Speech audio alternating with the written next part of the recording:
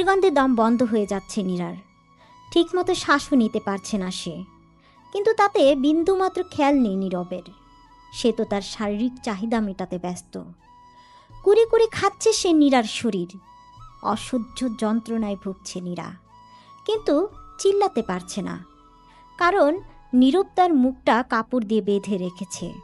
তাছাড়া নীরব নীরার সদ্য বিয়ে করা স্বামী, তাই চাইলেও সে চিল্লাতে পারবে না। নীরার প্রত্যেকটা স্পর্শে রয়েছে কেবল ঘৃণা, না আছে ভালোবাসা আর না আছে অনুভূতি। বারবার কামড় দিচ্ছে সে নীরার শরীরে, ফলে ব্যথায় কুঁকড়ে উঠেছে নীরা।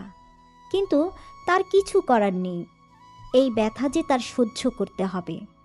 একসময় নীরা শরীরের যন্ত্রণা আর সহ্য করতে না পেরে জ্ঞান হারায়। নীরার ঘুম ভাঙতেই শরীরের ব্যথায় কুঁকড়ে ওঠে। তার গায়ে শুধু একটা চাদর বেছানো, আর মুখে এখনো কাপড় দিয়ে বাঁধা। নীরা মুখে কাপড় বাঁধন খুলে পাশে তাকাতেই দেখে নীরব গভীর ঘুমে আচ্ছন্ন হয়ে আছে। ঘুমন্ত অবস্থায় খুব নিষ্পাপ লাগছে নীরবকে, কিন্তু কে বলবে এই নিষ্পাপ চেহারার বিপরীতে একটা হিংস্র মানুষ লুকিয়ে আছে? কালকের কথা মনে পড়তেই মুহূর্তেই নীরার চোখ পানিতে ভিজে যায়। অসহ্য যন্ত্রণা হচ্ছে তার। উঠে বসারও তেমন শক্তি নেই, তবু কোনো মতে গায়ে চাদর জড়িয়ে সে ওয়াশরুমে চলে যায়। তারপর পানির কল ছেড়ে সেটার নিচে বসে পড়ে আর অঝরে কাঁদতে শুরু করে, যেন একটু হলেও এই পানিতে তার কষ্টগুলো মুছে যায়। প্রায় 40 মিনিট পর নীরা ওয়াশরুম থেকে বের হয়। ওয়াশরুম থেকে বের হতেই নীরা নীরবকে সোফায় বসে থাকতে দেখে। ল্যাপটপে কি যেন কাজ করছিল সে। নীরাকে ওয়াশরুম থেকে বের হতে দেখেই বলে ওঠে, এটা তোর একার রুম না যে তুই 1 ঘন্টা ধরে ওয়াশরুমে বসে থাকবি, আর যদি এমন দেরি করিস তাহলে জানে মেরে ফেলবো। বলেই নীরব রাগে গজগজ করতে করতে তোয়ালে নিয়ে ওয়াশরুমে চলে যায়। আর নীরা সে হাবলার মতো নীরবের যাওয়ার দিকে তাকিয়ে আছে আর ভাবছে, উনি মানুষ নাকি অন্য কিছু? ওনার মাঝে কি একটু অনুতপ্ততাবোধ কাজ করছে না? কিভাবে এত নর্মাল বিহেভ করছেন? ওনার কি কালকের কথা একটুও মনে নেই? নীরা এসব ভাবছে, হঠাৎ সে দরজা ধাক্কানোর শব্দ পায়।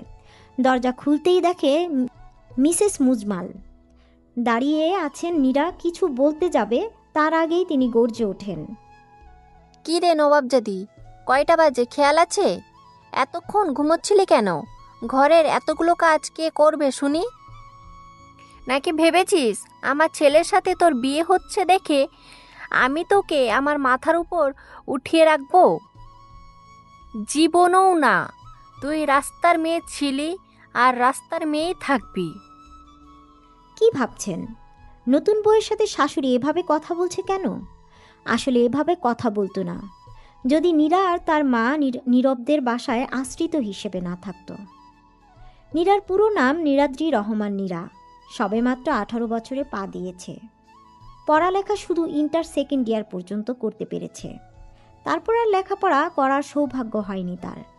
এর মূল কারণ হয়তো এই যে নীরার বাবা নেই। নীরা যখন ছোট তখন তার বাবা মারা যান। নীরার নানু বাড়ির কেউ ছিল না, আর যারা ছিল তারা বিদেশে চলে গিয়েছিল। তাই নীরা আর তার মা নীরার বড় চাচার বাসায় থাকা শুরু করে। নীরার বড় চাচার ছেলে নীরব। নীরা আর তার মাকে নীরবদের বাসায় থাকা কেউ পছন্দ করত না, একমাত্র নীরব ছাড়া। সে নীরাকে নিয়ে সব সময় খেলাধুলা করত। খেলার ফাঁকে মাঝে মাঝে 2 থেকে 1টা কামড়ও দিত, ফলে নীরার ব্যথায় অনেক কান্না করত। তা দেখে নীরব হাসতে হাসতে বলতো, এই নীরাদ্র খান নীরবের কথা না শুনলে এমনই হয়, এখন ভ্যাবে করে কাঁদলে কোনো লাভ নেই। বলেই নীরব আরও জোরে জোরে হাসত। তারপর নিজেই নীরাকে আদর করে তার সাথে আবার খেলত। একমাত্র নীরবের জন্যই নীরবের বাসায় রাখা হয়েছে, না হলে অনেক আগেই মিসেস মুজমাল তাদের বের করে দিত। তাছাড়া বিনা টাকা পয়সা খরচ করে তিনি অনেক ভালো 2টা কাজের লোক পেয়েছেন। তার আর কি চাই? যখন তখন নীরা আর তার মাকে বকতে পারেন, মারতে পারেন, বিনা অপরাধে অত্যাচার করতে পারেন, জানা তা বলতে পারেন। যা পরিবারের কারো চোখে না পড়লেও নীরবের চোখে এড়ায়নি। সে যথাসম্ভব নীরা আর তার মাকে এসব অত্যাচার থেকে রক্ষা করত।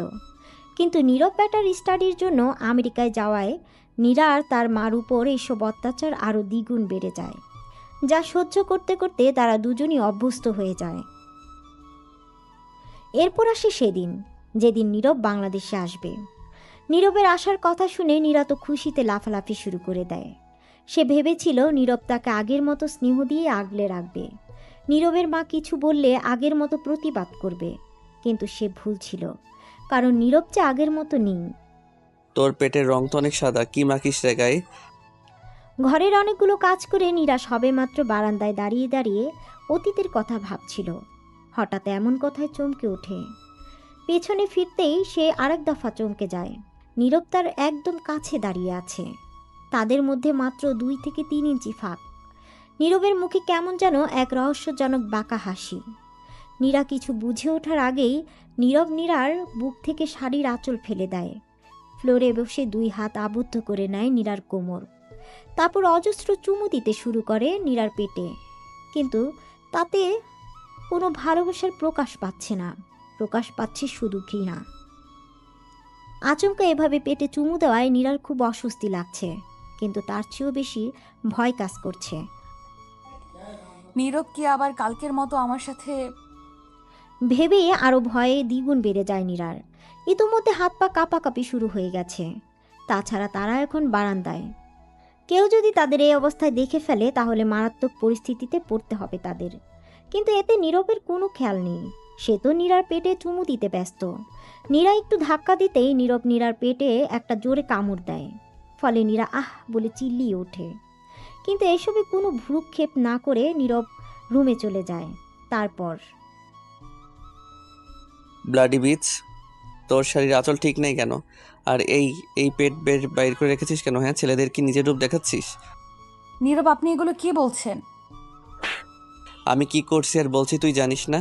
আরে, ছেলেদের প্রতি যদি এতই আকর্ষণ থাকে তাহলে পতিতালয়ে যা। এখানে কি করছিস? যদি বলিস তাহলে আমি নিয়ে যাব। কথা শুনে নীরা আর এক মুহূর্তও দাঁড়ায় না, দৌড়ে চলে যায় নিজের রুমে। রুমে গিয়েই দেখে তার মা বিছানায় বসে কাঁথা সেলাই করছে। নীরা তার মাকে দেখতেই তার যেন কষ্ট আরও বেড়ে যায়। সে তার মার কাছে গিয়ে মাকে জড়িয়ে ধরে, তারপর কাঁদা শুরু করে দেয়। তা দেখে নীরার মা তাকে বলে, কি হয়েছে নীরা, কাঁদছিস কেন? কিছু না মা, শরীর ভালো লাগছে না। একটু আগে তো ঠিকই ছিলে, এখন আবার কি হলো? আচ্ছা যা, বিছানায় কতক্ষণ শুয়ে থাক, ভালো লাগবে। আমি তোমার কোলে শোবো। আচ্ছা আয়। নীরা তার মায়ের কোলে শুয়ে থাকতে সবচেয়ে বেশি আরাম পায়, যেন সব প্রশান্তি মায়ের কোলে বিরাজ করছে। মায়ের কোলে শুয়ে নীরা তার চোখ বন্ধ করবে, এমন সময় নীরার মা বলে ওঠে, নীরবের সাথে তোর দেখা হয়েছে? হুম। তা গিফটটা দিয়েছিস ওকে? হুম। কেমন লেগেছে? কিছু বলেনি তোকে? হুম। কি হুম হুম করছিস? কি বলেছে বল। মা অনেক মাথা ব্যথা করছে, ঘুমাতে দাও। আচ্ছা ঘুমা, আমার সব কথা শুনলেই তো তোর মাথা ব্যথা শুরু হয়ে যায়। মা, তুমিও না মাঝে মাঝে একদম বাচ্চাদের মতো আচরণ করো। কি করব, তোর মতো একটা বুড়া মেয়ে পেলে মাদের মাঝে মাঝে বাচ্চা হতে হয়। হইছে, আর বলতে হবে না। বলেই তার মাকে জড়িয়ে ধরে। তারপর নিজের চোখ বন্ধ করে ঘুমের চেষ্টা করে, কিন্তু ঘুম আসছে না তার। বারবার নীরবের কথাগুলো মনে পড়ছে। নীরা ভাবতেও পারেনি নীরব তার সাথে এমন ব্যবহার করবে, কিন্তু এমন করার কারণ কি নীরা বুঝতে পারছে না। প্রায় 2 ঘন্টা আগে নীরব আসার কথা শুনে নীরার আনন্দ শেষ নেই। আজ প্রায় 6 বছর পর নীরব বাংলাদেশে আসবে। নীরবের লেখাপড়া করার জন্য আমেরিকায় যাওয়া, তারপর আবার বাংলাদেশে ফিরে আসা, সব কেমন স্বপ্নের মতো লাগছে নীরার। অনেকদিন অপেক্ষা করেছে সে এই দিনটার জন্য। আজ তার অপেক্ষার প্রহর শেষ হবে। ভাবতেই কেমন যেন আনন্দ কাজ করছে নীরার মাঝে, কিন্তু তার সাথে অভিমানও কাজ করছে। বিদেশে যাওয়ার পর প্রথম কয়েকদিন নীরব তার সাথে যোগাযোগ করলেও পরে আর করেনি। তাই নীরার উপরে অভিমান করেছে, অনেক অভিমান, কিন্তু তা বেশিক্ষণ স্থায়ী থাকে না। ছাদ থেকে নীরবকে বাসায় ঢুকতে দেখে নীরার সব অভিমান ফুস হয়ে যায়।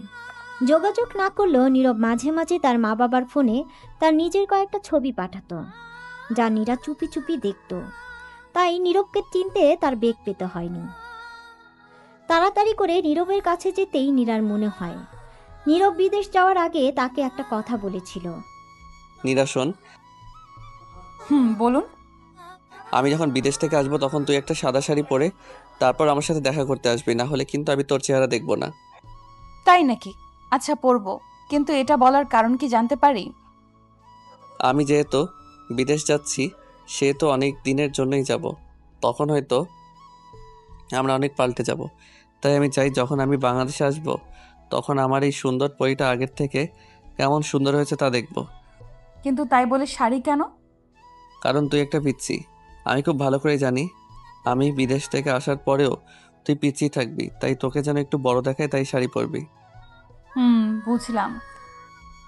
বুঝলাম না, তুই শাড়ি পরবি, না হলে তোর সাথে আরই। কথাটা বলতেই নীরার মুখে হাসি ফুটে ওঠে। রুমে গিয়ে তাড়াতাড়ি একটা সাদা শাড়ি পরে নেয়, সাথে হালকা সাজ।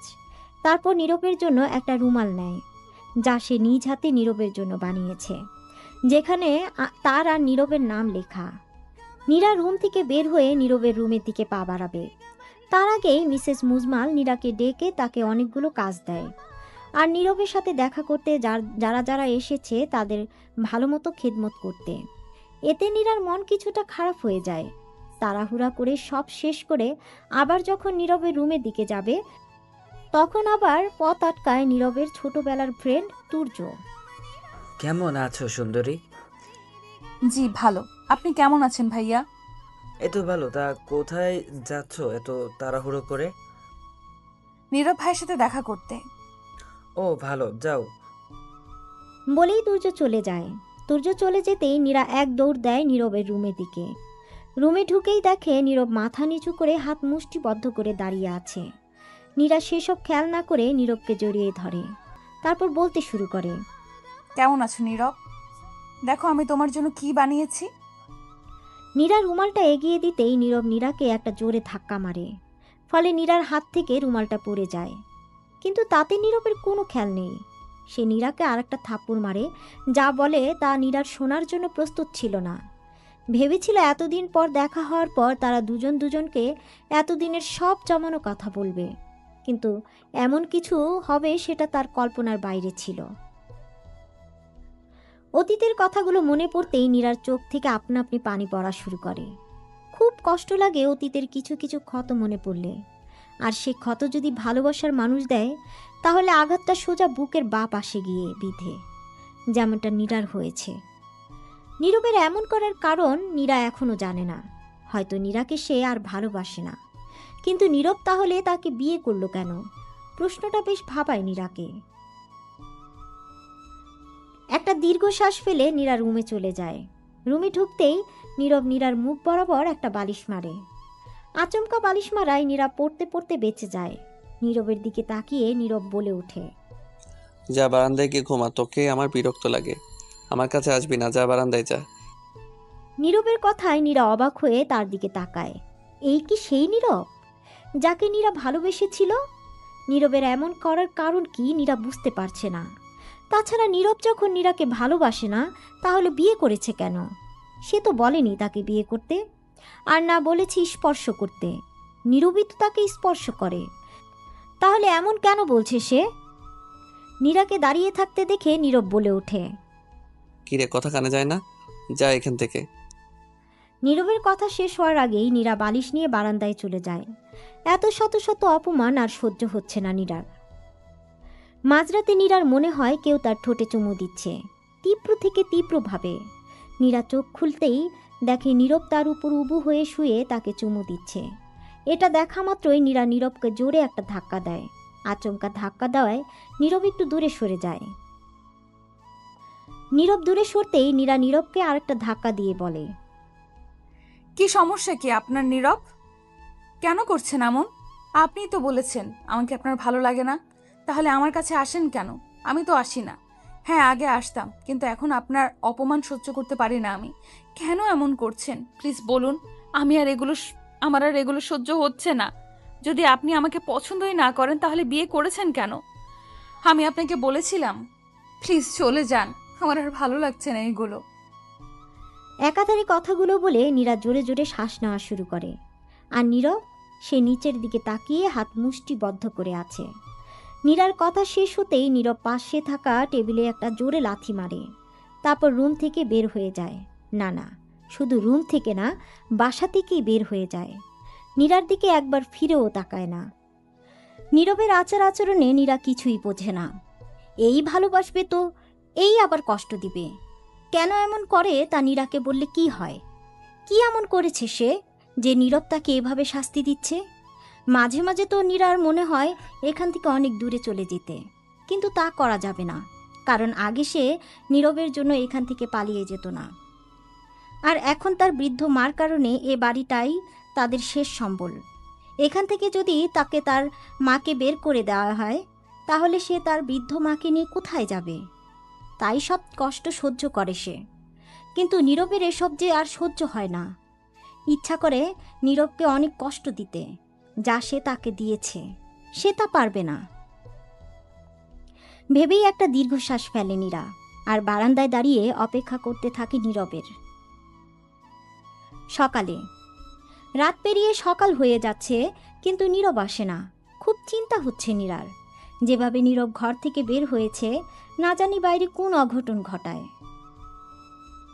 অনেকক্ষণ অপেক্ষার পরেও যখন নীরব বাসায় আসে না, নীরা নীরবকে কল দেওয়া শুরু করে, কিন্তু তাতেও লাভ হচ্ছে না, কারণ নীরবের ফোন সুইচ অফ। নীরা কী করবে বুঝতে পারছে না।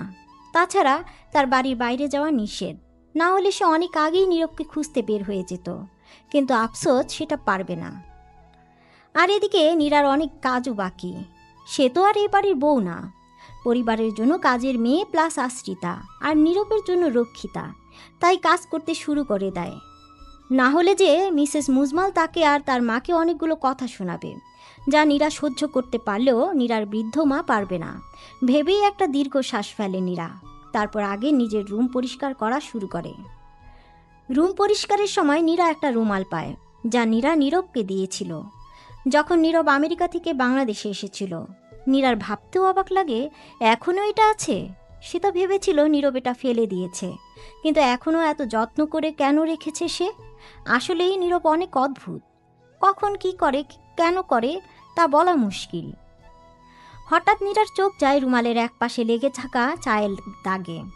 চায়ের দাগটা দেখেই নীরার অতীতের ভয়ঙ্কর একটা কথা মনে পড়ে যায়। নীরব নীরার সাথে এমন বাজে ব্যবহার করায় নীরা ভেবেছিল সে আর নীরবের সামনে যাবে না, কিন্তু সে ভাবলেই তো হবে না। আর তাছাড়া সে কাজের মেয়ে, তার ইচ্ছার কোনো দাম নেই এখানে। যখন যা বলবে তখন তার সেটাই করতে হবে। মেহমান যাওয়ার সময় নীরাও সবাইকে বিদায় দিতে আসে। বিদায়ের এক পর্যায়ে তুর্য নীরাকে জড়িয়ে ধরে, যা কেউ না দেখলেও একজনের চোখ এড়ায়নি। সে রাগে গজগজ করতে চলে যায় তার রুমে, আর এদিকে নীরা সবাইকে এক এক করে বিদায় দিতে থাকে। প্রায় অনেকক্ষণ পর বিদায় পর্ব শেষ হয়। সবাই সবার মতো চলে যায় নিজ নিজ বাসায়।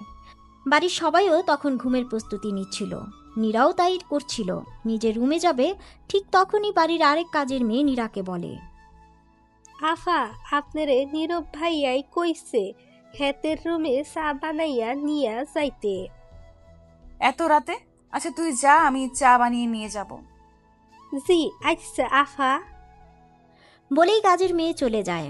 আর নীরা, সে তো মহা বিপদে পড়েছে, কারণ সে ভেবেছিল নীরবের সামনে যাবে না, কিন্তু এখন না গেলে নীরব রেগেও যেতে পারে। তারপর মিসেস মুজমালের সেই তিতা তিতা কথা শুনতে হবে নীরার। তাই ভেবেছে তাড়াতাড়ি করে চা বানিয়ে নীরবের রুমে দিয়ে আসবে। নীরবের দিকে একবার তাকাবেও না। যেই ভাবা সেই কাজ। নীরা চা বানিয়ে নীরবের রুমে যায়, দেখে নীরব রুমে নেই। এটা দেখে নীরা একটা প্রশান্তির শ্বাস ফেলে। তারপর তাড়াতাড়ি করে চায়ের কাপটা বিছানার পাশের টেবিলে রেখে যেই না ঘুরতে যাবে, তার আগেই কে যেন নীরাকে একটা ধাক্কা দেয়। সাথে সাথে নীরা বিছানায় পড়ে যায়। নীরার হাত লেগে পাশে থাকা চায়ের কাপটা পড়ে যায়, আর সেই কাপ থেকে চা নিচে থাকা রুমালটায় পড়ে যায়, যা নীরার আগে খেয়াল না করলেও বিছানায় পড়ে যাওয়ার পর খেয়াল করে। নীরার রুমালটা থেকে চোখ সরিয়ে উপরে তাকাতেই ভয় পেয়ে যায়, কারণ তার সামনে নীরব দাঁড়িয়ে আছে।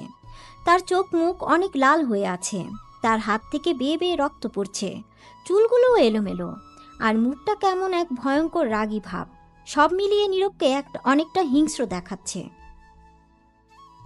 নীরা বিছানা থেকে উঠতে নিলেই নীরব নীরাকে বিছানার সাথে চেপে ধরে। তারপর নীরার ঠোঁটের দিকে তাকিয়ে বলে, মানা করেছিলাম ছেলেদের থেকে দূরে থাকতে, কিন্তু তুই শুনলি না। আমার কথার অবাধ্য হয়েছিস না, এখন শাস্তি ভোগ। আমি কিছু আর বলতে পারল না নীরা, কারণ নীরব তার ঠোঁট দখল করে নিয়েছে। প্রতিটা চুমু যেন কামড়ে পরিণত হচ্ছে নীরবের, যা সহ্য করতে পারছে না নীরা। অনবরত ধাক্কা দিচ্ছে নীরবকে, কিন্তু নীরব যে পুরুষ, তার শক্তির সাথে নীরা পেরে উঠছে না। কিন্তু হার মানেনি সে, নীরবকে নিজের থেকে দূরে সরানোর আপ্রাণ চেষ্টা করছে। আর এদিকে নীরব নীরার ঠোঁট কামড়াচ্ছে, আর নীরার শরীরে খুব রূঢ়ভাবে হাত দিচ্ছে, যা সহ্য করতে না পেরে নীরা জ্ঞান হারিয়ে ফেলে। নীরার জ্ঞান ফিরতে সে নিজেকে নীরবের বাহুডোরে আবিষ্কার করে। নীরব নীরার খুব কাছে। নীরার কেমন যেন অস্বস্তি হচ্ছে।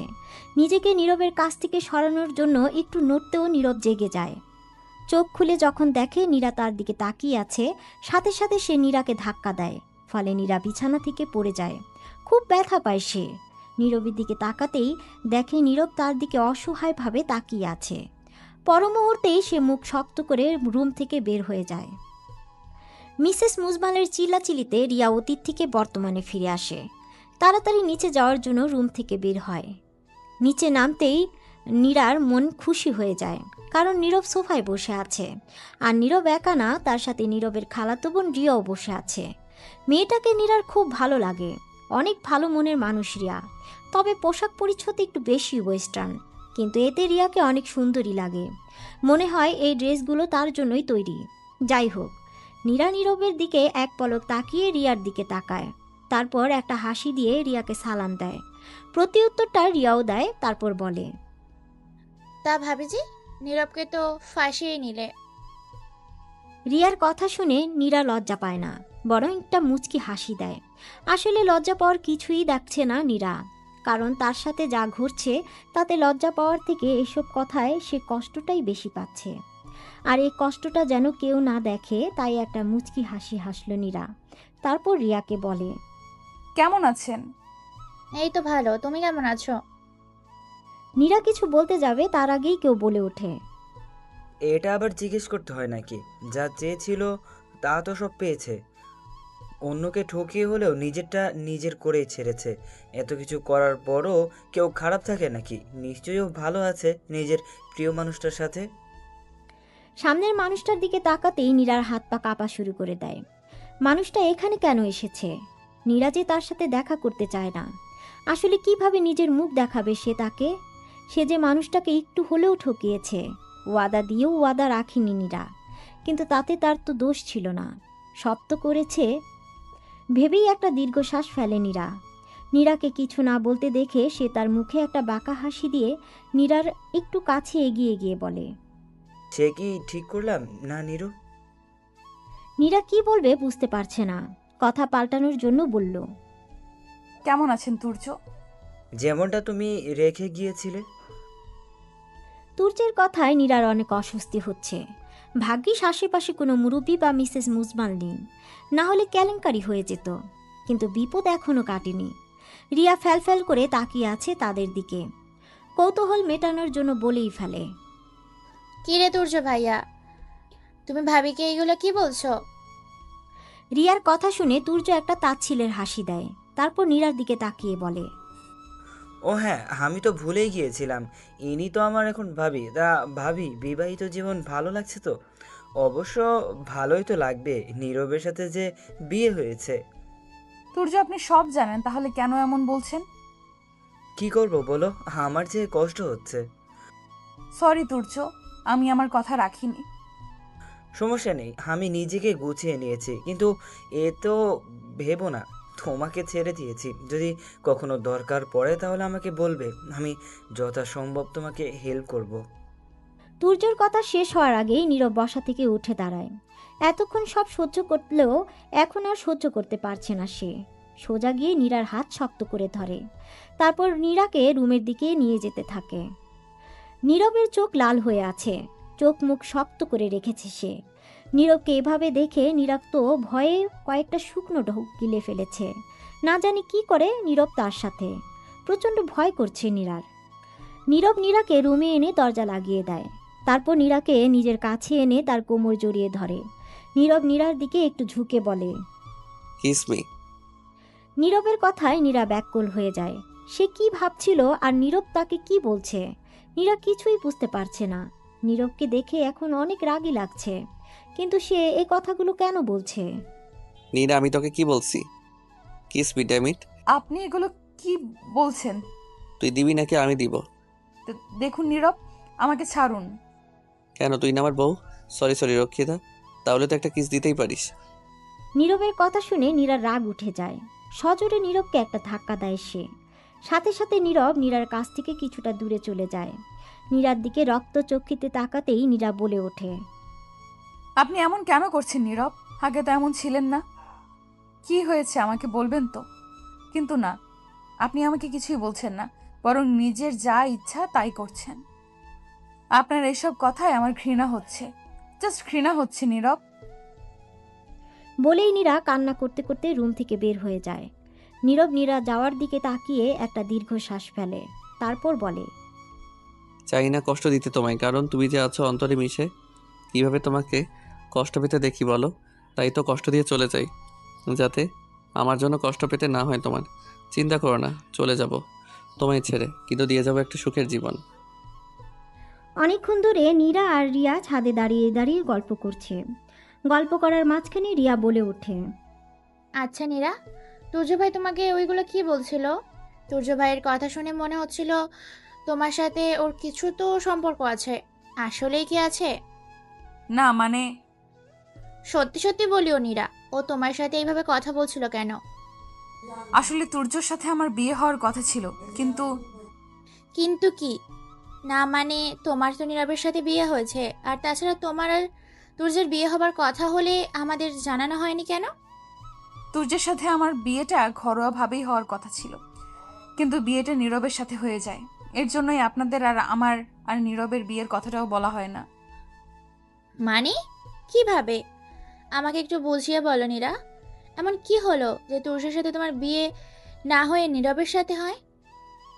আসলে অতীত। নীরব আমেরিকা থেকে এসেছে আজ প্রায় 1 মাস হলো। এই 1 মাসে কিছুই পাল্টায়নি। যদি কিছু পাল্টে থাকে তা হলো নীরব।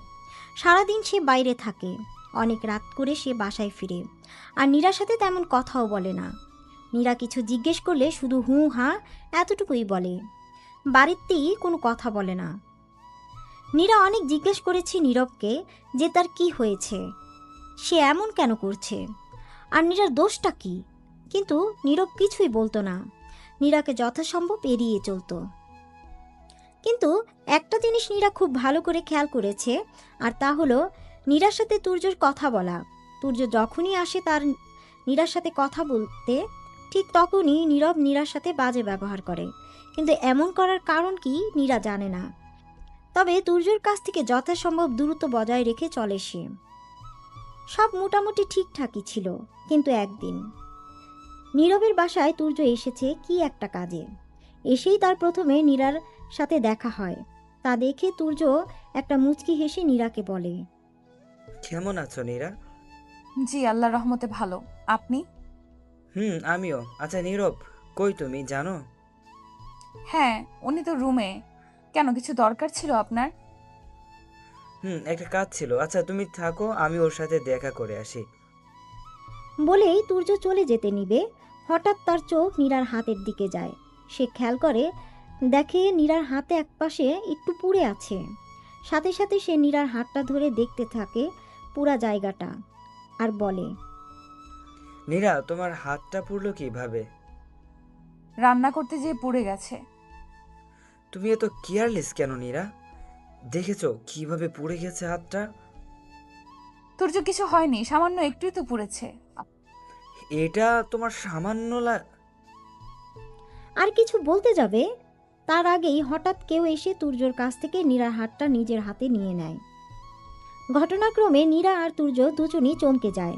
পাশে তাকাতেই দেখে নীরব দাঁড়িয়ে আছে। সে নীরার দিকে রাগী চেহারায় তাকিয়ে বলে, নীরা, আমি তোকে কতবার বলেছি রান্না করার সময় সাবধান থাকবি। আমি তো চুপ, একদম চুপ, চল আমার সাথে। বলেই নীরব চলে যেতে নাই, কিন্তু কিছু দূর গিয়ে আবার ফিরে এসে তুর্যকে বলে, তুই যে কারণে আসিস না কেন, এখন আমি বিজি, কালকে আসিস, যা কাজ আছে সব কালকে করব। বলেই নীরব নীরাকে নিয়ে নিজের রুমে চলে যায়। আর তুর্য সে কতক্ষণ তাদের যাওয়ার দিকে তাকিয়ে থাকে, তারপর একটা দীর্ঘশ্বাস ফেলে চলে যায়।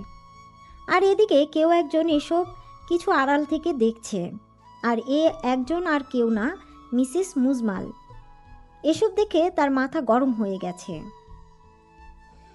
যে করেই হোক এই রাস্তার মেয়েকে এই বাড়ি থেকে বিদায় করতে হবে। আমি চাই না এই মেয়ে আমার ছেলেকে ফাঁসিয়ে এখানে পার্মানেন্ট থাকার ব্যবস্থা করুক।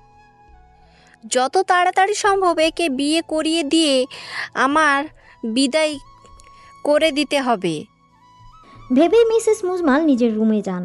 তারপর তুর্যকে ফোন করে আবার তাদের বাসায় আসতে বলে। আর এদিকে নীরব নীরাকে তার বিছানায় বসিয়ে তার হাতে মলম লাগিয়ে দিচ্ছে, আর নীরার দিকে রাগী ভাব নিয়ে তাকিয়ে আছে। মনে হচ্ছে এখনই কাঁচা গিলে খাবে। নীরা ভয়ে চুপসে গেছে, চুপচাপ নিজের দিকে তাকিয়ে আছে। পাত্রপক্ষের সামনে বসে আছে নীরা, আর এই পাত্রপক্ষ আর কেউ নয়, তুর্যর পরিবার। ওই দিন মিসেস মুজমাল তুর্যকে তাদের বাসায় আসতে বলেন। তুর্য যখন আসে তখন তার সাথে প্রথম কিছুটা কুশল বিনিময় করেন, তারপর সরাসরি তুর্যর সাথে নীরার বিয়ের প্রস্তাব দেন মিসেস মুজমাল। এতে তুর্য এক কথায় রাজি হয়ে যায়। মিসেস মুজমাল খুব ভালো করেই বুঝতেন যে তুর্যর মনে নীরার জন্য কিছু তো আছে, যা তুর্য এত সহজে নীরাকে বিয়ে করতে রাজি হওয়ার প্রমাণ হয়ে যায়। মিসেস মুজমালের তো খুশির শেষ নেই। এখন তিনি নীরাকে সারা জীবনের জন্য বিদায় করে দিতে পারবেন, তাই তিনি আর দেরি করতে চান না। তুর্যকে কালই তার পরিবার নিয়ে আসতে বলেন, তাতে তুর্যও রাজি হয়ে যায়। এখন বাদ সারল নীরাকে নিয়ে। সে কি এ বিয়েতে রাজি হবে? হয়তো হবে না, তাই হলো। নীরা এ বিয়ে করবে না, তা সে খুব স্পষ্টভাবে বলে দিয়েছে। আর এতে মিসেস মুজমাল রেগে যান। নীরার অসহায়ত্বের সুযোগ নিয়ে তিনি বলেন, দেখ নীরা, তুই যদি এই বিয়ে না করিস তাহলে আমি কিন্তু তোকে আর তোর মাকে এই বাড়ি থেকে বের করে দেব। তারপর তোরা কোথায় যাবি ভেবে দেখিস। কখনো তার চেয়ে ভালো আমার কথা মতো এই বিয়ে করতে রাজি হয়ে যা, না হলে তোর জন্য তোর মাকে ভুগতে হবে। তারপর আর কি, নীরার ইচ্ছা না থাকা সত্ত্বেও এ বিয়েতে রাজি হয়ে যায়। এ বিয়ের ব্যাপারে নীরা, তার মা মিসেস মুজমাল, তুর্যের মা বাবা আর সে জানে, আর কেউ জানে না। নীরব আর মিস্টার মুজমালও জানে না। নীরবকে ইচ্ছা করে জানানো হয়নি। আর মিস্টার মুজমাল অফিসের কাজে বিদেশে যাওয়ায় তার সাথে অত যোগাযোগ হয়নি। সকাল থেকে নীরবকে দেখা যাচ্ছে না। মিসেস মুজমাল চালাকি করে নীরবকে একটা কাজে পাঠিয়ে দিয়েছেন, তাতে নীরব রাতের আগে বাসায় ফিরবে না। তাই মিসেস মুজমাল এখন নিশ্চিন্তে আছেন তুর্য ও তার পরিবার কিছুক্ষণের মধ্যেই চলে আসবে নীরাকে দেখতে। প্রায় আধা ঘন্টা পর তুর্য আর তার পরিবার এসে পড়ে নীরাকে দেখতে। আর নীরাও সব মেনে নেয়, কারণ সে জানে নীরব হয়তো তাকে কখনোই মেনে নেবে না। তাছাড়া মিসেস মুজমালের কথা মতো না চললে তাকে আর তার মাকে বাড়ি থেকে বের করে দিবেন। তাই মিসেস মুজমালের কথা মতো নীরা পাত্রপক্ষের সামনে যায়। নীরাকে খুব সুন্দর করে সাজানো হয়েছে, যা দেখে রীতিমতো তুর্যের মুখ হা হয়ে যায়। আর তুর্যের পরিবার তো আগে থেকেই নীরাকে পছন্দ করতেন। এখন নীরাকে এভাবে দেখে তাদের চেহারা যেন আরও উজ্জ্বল হয়ে যায়।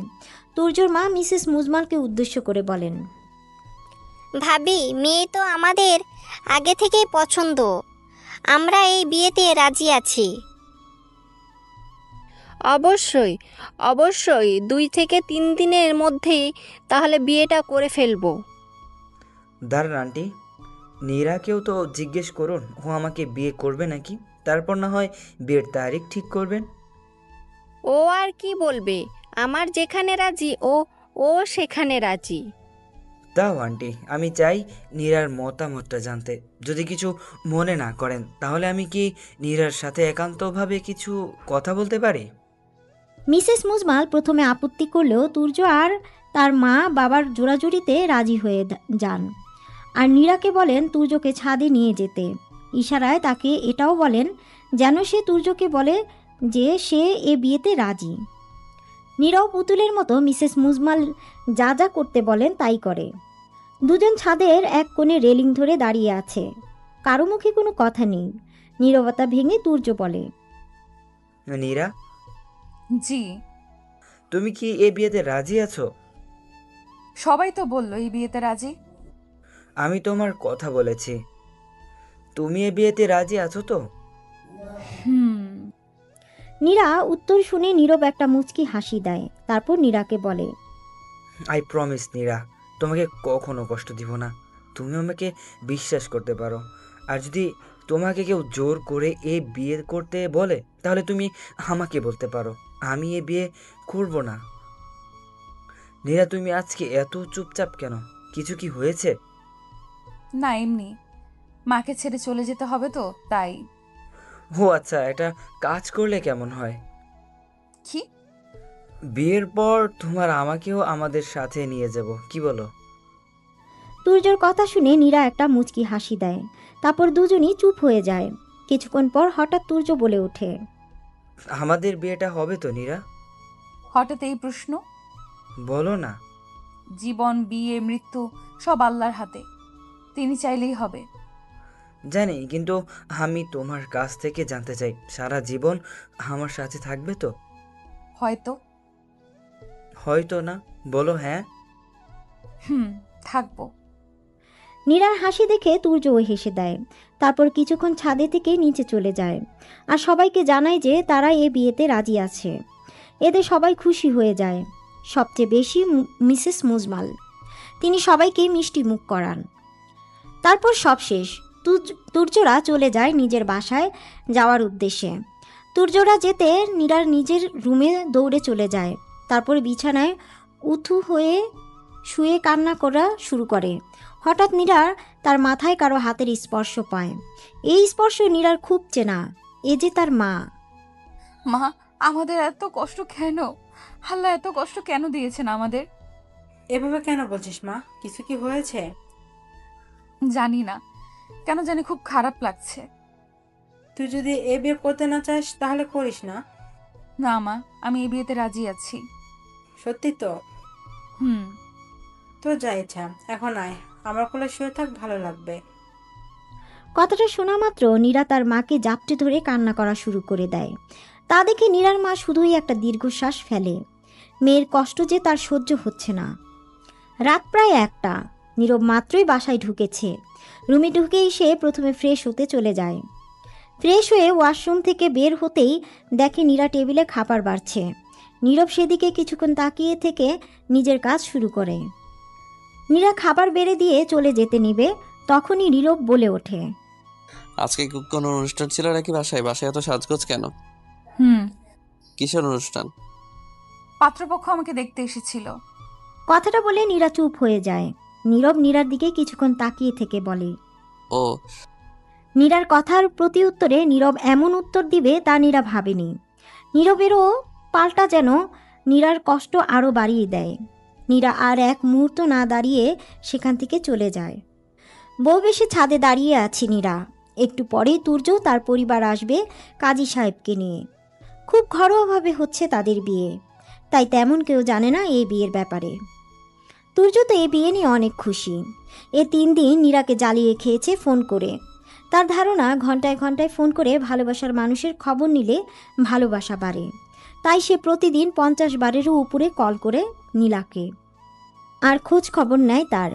তুর্যের এইসব পাগলামতো কেন জানি নীরার অনেক কষ্ট হয়। বারবার খালি ভাবে, আচ্ছা আমি কি তুর্যর ভালোবাসার মর্যাদা দিতে পারবো? আমি যে নীরবকে ভালোবাসি, কিন্তু এসব ভেবে কি হবে? নীরব তো আমাকে ভালোবাসে না ভেবেই সবসময় একটা দীর্ঘশ্বাস ফেলে নীরা। কেন এমন করে নীরব তা নীরা জানে না। কিন্তু এই 3 দিনে নীরা নীরবকে দেখে অনেকটা অবাক হয়েছে। যেমনই হোক, আগে তো নীরব নীরাকে ভালোবাসতো। সেই হিসেবে তার বিয়ে হচ্ছে দেখে নীরাকে তো তার কিছু বলা দরকার ছিল, যে সে যেন সুখে থাকুক অথবা নীরা যেন এ বিয়ে না করুক। তেমন কিছুই নীরব বলেনি। আগের থেকেও চুপচাপ হয়ে গেছে নীরব। আগে তো তাও রাত 1টা বা 2টা করে বাসায় ফিরত, আর এখন 4টা বা 5টা করে বাসায় ফিরে। নীরার সাথে নীরবের এ 3 দিনে মনে হয় না একবার দেখা হয়েছে। তাও নীরব তাকে কিছু বলেনি। ওই দিনের ওই বলাটাই ছিল নীরবের শেষ কথা। এসব নীরাকে অনেক কষ্ট দেয়। নীরব ভেবে পায় না কেন নীরব এমন করছে। নীরা ভেবেও পায় না নীরবের এমন করার কারণ। একবার যদি তার দোষটা সে জানতো তাহলে হয়তো সে দোষটা শুধরানোর চেষ্টা করত, কিন্তু নীরব তার দোষটা বলছে না। দেখতে দেখতে তুর্য ও তার পরিবার এসে যায় কাজী সাহেবকে নিয়ে। নীরা মিসেস মুজমালের কথা মতো তুর্যর পাশে গিয়ে বসে। কিছুক্ষণের মধ্যে কাজী বিয়ে পড়ানো শুরু করে দেন, কিন্তু নীরার সেদিকে খেয়াল নেই। তার চোখ যে একজনকে খুঁজছে, কিন্তু সে এখানে নেই। কোথায় সেটা নীরা জানে না, হয়তো বাসায় নেই। তুর্যকে কবুল বলতে বললেই তুর্য গড়গড় করে 3 বার কবুল বলে ফেলে। তাতে সবাই একসাথে হেসে দেয়, শুধু নীরা ছাড়া। তুর্যর পর কাজী সাহেব নীরাকে কবুল বলতে বলে। নীরা কি করবে বুঝতে পারছে না। এখন যদি সে কবুল বলে ফেলে তাহলে সে চিরদিনের জন্য তুর্যের হয়ে যাবে, কিন্তু সে তো এটা চায় না। সে চায় যেন নীরব নীরার সারা জীবনের সঙ্গী হোক, কিন্তু নিয়তি হতো এটাই চায় না। এদিকে নীরা কিছু বলছে না দেখে কাজী সাহেব বারবার তাকে কবুল বলতে বলছে। সবার দৃষ্টি এখন নীরার দিকে। নীরা মিসেস মুজমালের দিকে তাকিয়ে দেখে তিনি রাগী চেহারা করে তাকিয়ে আছেন, আর তার চোখ দুটো যেন নীরাকে বলছে, তুই যদি এখন কবুল না বলিস তাহলে তোর মাকে আর তোকে আমি রাস্তায় ফকির করে ছাড়ব। এটা দেখেই নীরা একটা দীর্ঘশ্বাস ফেলে। তারপর কবুল বলতে যাবে, তার আগেই কেউ একজন নীরাকে হ্যাচকা টানে নিজের কাছে নিয়ে যায়। ঘটনাক্রমে সবাই অবাক হয়ে তাকিয়ে আছে সামনের মানুষটার দিকে। নীরা যেন ভয়ে কাঠ হয়ে গেছে, কারণ সামনে নীরব দাঁড়িয়ে আছে, চোখে মুখে হিংস্রতার ছাপ।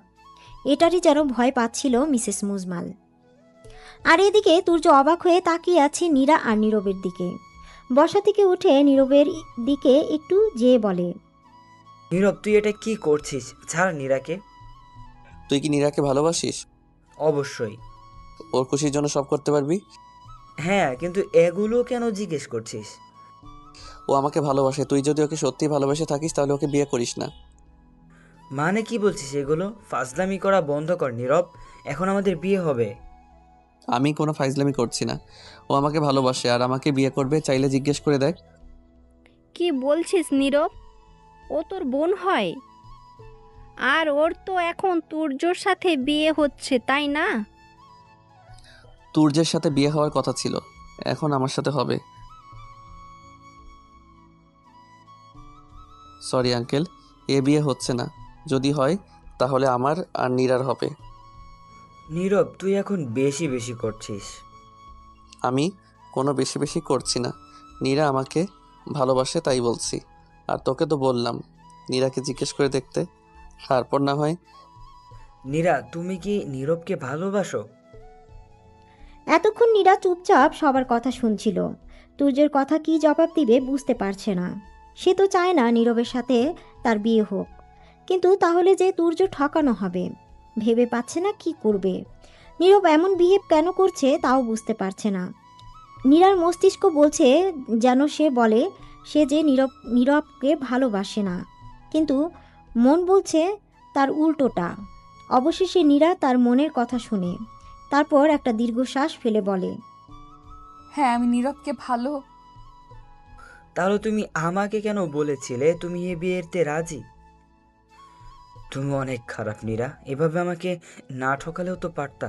একবার শুধু বলতে তুমি এ বিয়েতে রাজি না, আমি খুশি খুশি এ বিয়ে করতাম না। কিন্তু এভাবে আমার মন নিয়ে খেলা না করলেও হতো। Shame on you Nira, shame on you. বলেই তুর্য তার পরিবার নিয়ে সেখান থেকে চলে যায়। খুব কষ্ট হচ্ছে, তার চোখের অনবরত পানি পড়ছে। নীরব তো অনেক খুশি, সে যা চেয়েছিল তাই পেয়েছে। কেমন যেন এক রহস্যময় হাসি হাসছে সে। আর মিসেস মুজমাল, তিনি তো রাগে গজগজ করছেন। তিনি কিছু বলতে যাবেন তার আগেই নীরব বলে ওঠে, এখন যদি কেউ আমার আর নীরার বিয়ের বিপক্ষে যায় তাহলে আমি নীরাকে নিয়ে এখান থেকে যেতে বাধ্য হব। তখন কখনো এখানে আসবো না। So be quiet. আর কাজী সাহেব বিয়ে পড়ানো শুরু করেন। বলেই নীরব নীরার হাত শক্ত করে ধরে সোফায় বসে। আর কাজী যা যা করতে বলছে সব করছে। নীরার দিকে কেউ তাকাচ্ছেও না। নীরা কি চায় আর কি চায় না সেদিকে কারো কোনো খেয়াল নেই। যে যার ইচ্ছা মতো সব করছে।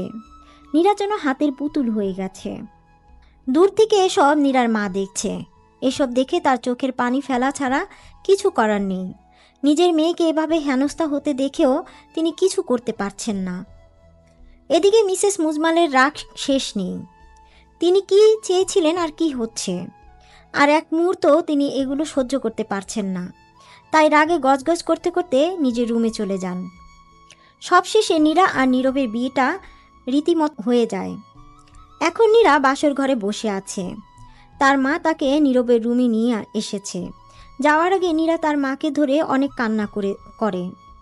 কেন যেন নীরবের সাথে বিয়ে হলেও নীরা খুশি লাগছে না, বরং কষ্টই হচ্ছে। নীরা নিজের মাকে ধরে কিছুক্ষণ কান্না করার পর নীরার মা মেয়েকে একটু আদর করে নিজের শাড়ির আঁচল মুখে গুজে চলে যান। আর নীরা নিজের কষ্টগুলো আড়াল করে মুখে হাসি ফোটায়। ভেবেছিল নীরব আর সে নতুন করে জীবন শুরু করবে, কিন্তু নীরব রুমে এসেই যা বলে তাতে নীরার ধারণাটা ভুল প্রমাণ হয়। প্রায় অনেক রাতে নীরব নিজের রুমে ঢুকে এতক্ষণ নীরা বিছানায় বসে বসে ঝিমাচ্ছিল আর নীরবের অপেক্ষা করছিল। দরজা খোলার শব্দ শুনে সামনে তাকিয়ে দেখে নীরব এসে গেছে। তাই নীরা ঠিকঠাক হয়ে বসে। নীরব দরজা লাগিয়ে ধীর পায়ে নীরার কাছে এসে বসে। নীরবকে দেখে কেমন জানি ড্রাঙ্ক মনে হচ্ছে নীরার। নীরব নীরাকে হেলতে দুলতে বলে, বিয়েটা তো হয়ে গেল তাই না? তা এখন তাহলে শুরু করা যাক। মানে? বাসর রাতে যা করে তাই করব, আর কি? কি বলছেন আপনি নীরব? আমি আবার কি বলছি? শুধু বলেছি বাসর রাতে মানুষ যা করে তাই করব, তাছাড়া তোকে শাস্তিও তো দিতে হবে। কিসের শাস্তি? আরে এতদিন তো আমি তোর সাহস দেখছিলাম, আসলে তোর অনেক সাহস। আচ্ছা তুই কি ভেবেছিলি আমাকে না বলে তুই বিয়ে করবি আর আমি তোকে করতে দিব? জীবনেও না। এত সহজে আমার কাছ থেকে রেহাই পাবি না তুই। দেখুন নীরব, আমি তো আপনাকে বলেছিলাম। কি বলেছিলি? তোকে পাত্রপক্ষ দেখতে এসেছিল, এটা কই বিয়ে হবে এটা তো বলিসনি। আপনি আমাকে বলার সুযোগ দেননি। তাই অনেক সরি, কিন্তু এখন তো কিছু করার নেই বেবি। তোমাকে তো তোমার সাহসের দাম দিতে হবে। নাও কেমন বেবি, আমার কাছে আসো। প্লিজ নীরব, আমার আর কিছু বলতে পারল না নীরা। তার আগেই নীরব নীরার উপর ঝাঁপিয়ে পড়ে। তোমাদের বিয়েটা পুরোই সিনেমার মতো হয়েছে, তাই না? হয়তো। আচ্ছা নীরা, মানে ভাবি। সমস্যা নেই, আপনি আমাকে নীরা বলতে পারেন। আচ্ছা, তুমি আর নীরব কি আগে থেকেই দুজন দুজনকে ভালোবাসতে? আচ্ছা, আজকে রাতে তুমি কি পরবা, শাড়ি নাকি গাউন? আমি তো গাউন পরবো। কেন? আরে রাতে আমি, তুমি, নীরব আর তুর্য বাইরে খেতে যাব না, তাই। আমি যাব, কিন্তু কেন?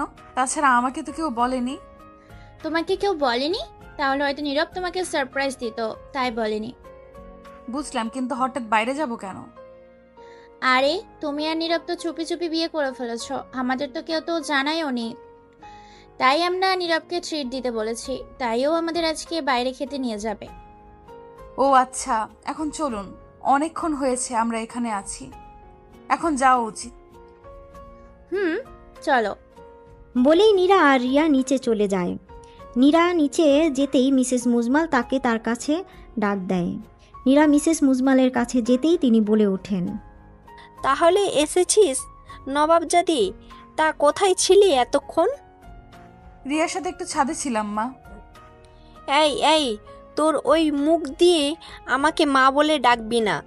ভালোই তো সবাইকে নিজের হাতের মুঠোয় নিয়েছিস, এখন আমাকেও নিজের ফাঁদে আটকাতে চাস? জীবনেও না, তা হবে না। যা কাজ করতে যা। এখন এতগুলো কাজ কে করবে? তোর মা। যাচ্ছি। নীরার খুব কষ্ট হয় এমন কথা শুনলে, কিন্তু কী বা করার আছে? সে যদি প্রতিবাদ করে তাহলে তার মা কষ্ট পাবে। আর তাছাড়া সে যতটুকুই পড়াশোনা করেছে সব কিছুর সার্টিফিকেট মিসেস মুজমালের কাছে আছে। তাহলে সে অনেক আগেই চলে যেত নিজের মাকে নিয়ে। নিজে কিছু করে সে আর তার মা অন্য এক ঠিকানা থাকতে শুরু করত। কিন্তু সার্টিফিকেট ছাড়া কেই বা তাকে চাকরি দিবে ভেবেই কয়েক ফোঁটা পানি চোখ থেকে গড়িয়ে গালে পড়ে নীরার। বাসার কাজগুলো শেষ করতে করতে নীরার প্রায় দুপুর 2টো বেজে যায়। রুমে যেতেই দেখে নীরব ল্যাপটপে কিছু করছে। নীরা নীরবের দিকে একবার তাকিয়ে তোয়ালে আর জামা কাপড় নিয়ে ওয়াশরুমে চলে যায়। প্রায় কিছুক্ষণ পর নীরা ওয়াশরুম থেকে বের হয়। এসেই দেখে নীরব রুমে নেই, হয়তো বারান্দায়। আজ নীরা শাড়ি পরেছে। নীরবের শাড়ি অনেক পছন্দ। নীরব সবসময় নীরাকে বলতো যে তাদের যখন বিয়ে হবে তখন নীরাকে প্রতিদিন শাড়ি পরতে হবে, না হলে নীরব নীরার সাথে আড়ি কাটবে। আফসোস নীরব আর সেটা নীরাকে বলে না। একটা দীর্ঘশ্বাস ফেলে নীরা আয়নার সামনে দাঁড়ায়। চুল মুছতে ছিল, হঠাৎ নীরা তার কোমরে কারো স্পর্শ অনুভব করে। এতে নীরা একটু ভয় পেয়ে যায়। পিছন ফিরতেই দেখে নীরব তার কোমর ধরে তাকে জড়িয়ে ধরেছে। এতে নীরা কিছুটা অবাক হয়। এদিকে নীরব যেন একটা ঘোরের ভেতর আছে। নীরার গায়ে লেপ্টে থাকা গোলাপি শাড়ি, ভেজা চুল, মুখে আর ঠোঁটে বিন্দু বিন্দু পানির কণা যেন নীরবকে আরও বেশি আকর্ষণ করছে। ধীরে ধীরে সে নীরাকে নিজের কাছে মিশিয়ে নেয়। নীরা নীরবের শ্বাস প্রশ্বাস স্পষ্ট অনুভব করতে পারছে। তাতে নীরার নিঃশ্বাস যেন ঘন হয়ে যাচ্ছে। নীরব নীরার ঘাড় থেকে চুল ছড়িয়ে সেখানে কয়েকটা গভীরভাবে চুমু দেয়। তারপর নীরার চুলে নাক ডুবায় আর নাক ঘষতে থাকে নীরার ঘাড়ে। হঠাৎ দরজা ধাক্কানোর শব্দে তাদের দুজনের ধ্যান ভাঙে। নীরব নীরার কাছ থেকে সরে গিয়ে আবার বারান্দায় চলে যায়। নীরা কয়েক সেকেন্ড নীরবের যাওয়ার দিকে তাকিয়ে থাকে। তারপর দরজা খুলতেই দেখে রিয়া দাঁড়িয়ে আছে। নীরা, নীরব কি রুমে আছে? উনি বারান্দায়। কিছু কি দরকার ছিল? ওনাকে ডাকবো আমি? না না, ওর সাথে আমার কি কাজ? আমি তো শুধু বলতে এসেছিলাম খাবার খেতে নিচে তোমাদেরকে ডাকছে, আর তাড়াতাড়ি আসো। তোমাদের ছাড়া আমি খাবো না, আর আমার কিন্তু খুব ক্ষুধা লাগছে। রিয়ার কথা শুনে রিয়া হেসে বলে, তারপর বলে, আপনি নিচে যান, আমি নীরবকে নিয়ে আসছি। তারপর সবাই মিলে একসাথে খাবার খাবো, ঠিক আছে? আচ্ছা, তাড়াতাড়ি আসো। বলেই রিয়া চলে যায়। নীরা রুমে গিয়ে দেখে নীরব এখনও বারান্দায়। তাই নীরা বারান্দায় যায়। বারান্দায় যেয়ে দেখে নীরব কার সাথে যেন কথা বলছে। তুই কিন্তু ভালো করছিস না এটা। নীরাকে এ ব্যাপারে কিছু বলবি না। সত্যিই কি কিছু হয়েছে, নাকি এটা শুধুই খাওয়ার জন্য হয়েছে? তাহলে রাতে আসার সময় দেখা যাবে। এখন রাখি। বলেই নীরব পিছনে ফিরতেই দেখে নীরা দাঁড়িয়ে আছে। এতে নীরব একটু ঘাবড়ে যায়। তা দেখে নীরা বলে, কিছু কি হয়েছে? না, কেন? না মানে আপনাকে অনেকটা টেন্স দেখাচ্ছে। যাই হোক, নিচে খেতে আসুন। তারপর নীরা নিচে চলে যায়। নিচে যেতেই দেখে সবাই খাবার টেবিলে বসে আছে, কিন্তু তুর্য নেই। তাতে নীরা একটা প্রশান্তির নিঃশ্বাস নেয়। তুর্যের সাথে চোখাচোখি মিলতে এখন নীরার বিবেকে বাঁধে। এত কিছুর পর কিভাবে চোখ মেলাবে সে? তাও তো অনেকবার দেখা হয়েছে তাদের, আর দেখা হলেই তুর্য সেই কথাগুলো খুব কষ্ট দেয় নীরার। নীরা টেবিলের কাছে গিয়ে সবাইকে খাবার বাড়া শুরু করে। তা দেখে রিয়া বলে ওঠে, নীরা, তুমি খাবার বাড়ছো কেন? সার্ভেন্টরা তো আছে, তুমি চেয়ারে বসো, আমাদের সাথে খাবে। রিয়ার কথা শুনে নীরা মিসেস মুজমালের দিকে তাকায়। তাকাতেই দেখে তিনি তাকে ইশারা করে বলছেন চেয়ারে বসতে। নীরাও কথা না বাড়িয়ে চেয়ারে বসে পড়ে। নীরা বসতেই নীরব হাওয়ার গতিতে এসে নীরার পাশে বসে পড়ে। তাতে সবাই কিছুটা অবাক হয়। তা দেখে নীরব বলে, কি হয়েছে? সবাই এইভাবে তাকিয়ে আছো কেন? খাবারের থেকে আমাকে সুন্দর লাগছে নাকি? নীরবের কথা শুনে সবার মুখে বিরক্তির ছাপ। সবাই যার যার মতো খাবার খাওয়া শুরু করে। খাবার খাওয়া শেষে নীরা তার মার কাছে চলে যায়, মার সাথে কিছুটা সময় কাটানোর জন্য। আর নীরব, সে কোথায় যেন বাইরে গেছে। যাওয়ার আগে শুধু এটাই বলে গেছে নীরা আর রিয়া যেন রেডি থাকে, এসে তাদের রেস্টুরেন্টে নিয়ে যাবে সে। নীরবের কথা মতো রিয়া আর নীরা সন্ধ্যার দিকে রেডি হয়ে যায়। কিছুক্ষণের মধ্যেই নীরবও চলে আসে, কিন্তু তুর্যকে কোথাও দেখছে না নীরা। তুর্যর কথা জিজ্ঞেস করতেও পারছে না, কারণ নীরব আছে। তাই কথা না বলে বেরিয়ে যায় নীরবের সাথে। অনেকক্ষণ তারা রেস্টুরেন্টে, কিন্তু এতটুকু সময় নীরব একটা কথাও বলেনি। তাকে যদি কিছু জিজ্ঞেস করা হয় তাহলে সে শুধু হুঁ হাতে জবাব দিয়েছে, যাতে রিয়া বিরক্ত হয়ে নীরবের সাথে কথা বলেনি। যা বলেছে সব নীরার সাথে। এক কথায় অনেক মজা করেছে নীরা আর রিয়া।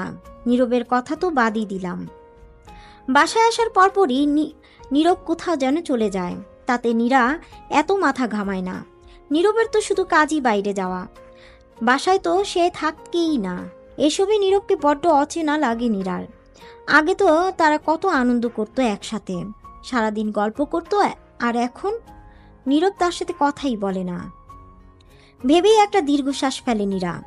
এই দীর্ঘশ্বাসই এখন নীরার সঙ্গী, তাছাড়া যে আর কিছুই করার নেই। তারপর নীরা ফ্রেশ হতে চলে যায়। ফ্রেশ হয়ে এসে দেখে নীরব এখনও আসেনি। নীরা অনেকক্ষণ অপেক্ষা করতে করতে নীরা একসময় ঘুমিয়ে যায়। মাঝরাতে নীরার মনে হয় কেউ তাকে খুব শক্ত করে জড়িয়ে ধরে আছে। নীরা চোখ খুলতেই দেখে নীরব তাকে জড়িয়ে ধরে কান্না করছে। নীরবের চোখের পানি স্পষ্ট। তা দেখে নীরার কেমন যেন কষ্ট লাগা শুরু হয়ে যায়। বুকের ভিতর চিনচিন ব্যথা অনুভব হতে থাকে। জীবনে প্রথম সে নীরবকে কাঁদতে দেখছে। কাঁপা কাঁপা কণ্ঠে নীরবকে বলে, আমার একটা কথা রাখবি নীরা? জি বলুন। আমি ডিভোর্স চাই নীরা। তুই তুর্যকে বিয়ে করে ফেল। আমি ওকে বলেছি, ও বিয়ে করতে রাজি আছে। কথাটা শোনা মাত্র নীরা নীরবকে একটা ধাক্কা মারে। তারপর বিছানা থেকে উঠে দাঁড়িয়ে বলে, আপনার মাথা ঠিক আছে নীরব? আমি যা বলেছি ভেবে চিন্তেই বলছি। না, আপনি কিছু ভেবে বলছেন না। আপনি পাগল হয়ে গেছেন নীরব, আপনি সত্যিই পাগল হয়ে গেছেন। আমি তোর ভালোর জন্য বলছি, তুই তুর্যকে বিয়ে করে ফেল।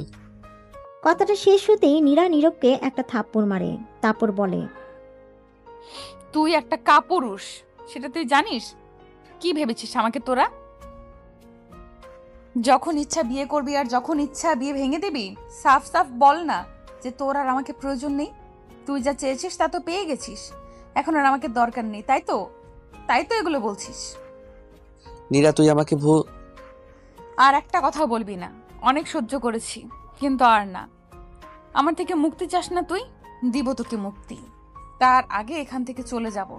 তোর চেহারাও আমি দেখতে চাই না। বলেই নীরা কাঁদতে কাঁদতে চলে যায় রুম থেকে। রাত প্রায় 3টা। এইমাত্র ক্লান্ত শরীর নিয়ে নীরব বাসায় এসেছে। রুমে ঢোকার সাথে সাথে তার চোখে নীরার চেহারা ভেসে ওঠে। ফ্লোরে হাঁটু গেড়ে বসে বলতে থাকে, কই তুই নীরা? প্লিজ চলে আয়। আমার তোকে ছাড়া নিঃশ্বাস নিতে কষ্ট হচ্ছে। পারছি না তোকে ছাড়া থাকতে, খুব কষ্ট হচ্ছে নীরা। প্লিজ চলে আয়। তোকে ছাড়া আমার অন্তরটা পড়ে যাচ্ছে রে। প্লিজ চলে আয় জান, ভালো লাগছে না আমার। বলতে বলতেই নীরব বসা থেকে উঠে যায়। হাতের কাছে যা পাচ্ছে এলোপাথারি মেরে ভেঙে দিচ্ছে আর নীরা নীরা বলে চিল্লাচ্ছে। প্রায় অনেকক্ষণ পর নীরব শান্ত হয়ে যায়। ফ্লোরে বসে কান্না শুরু করে দেয়। কালকে যখন নীরা কান্না করতে করতে রুম থেকে চলে যায়, তখন নীরব ভেবেছিল নীরা কতক্ষণ ছাদে থেকে আবার রুমে চলে আসবে।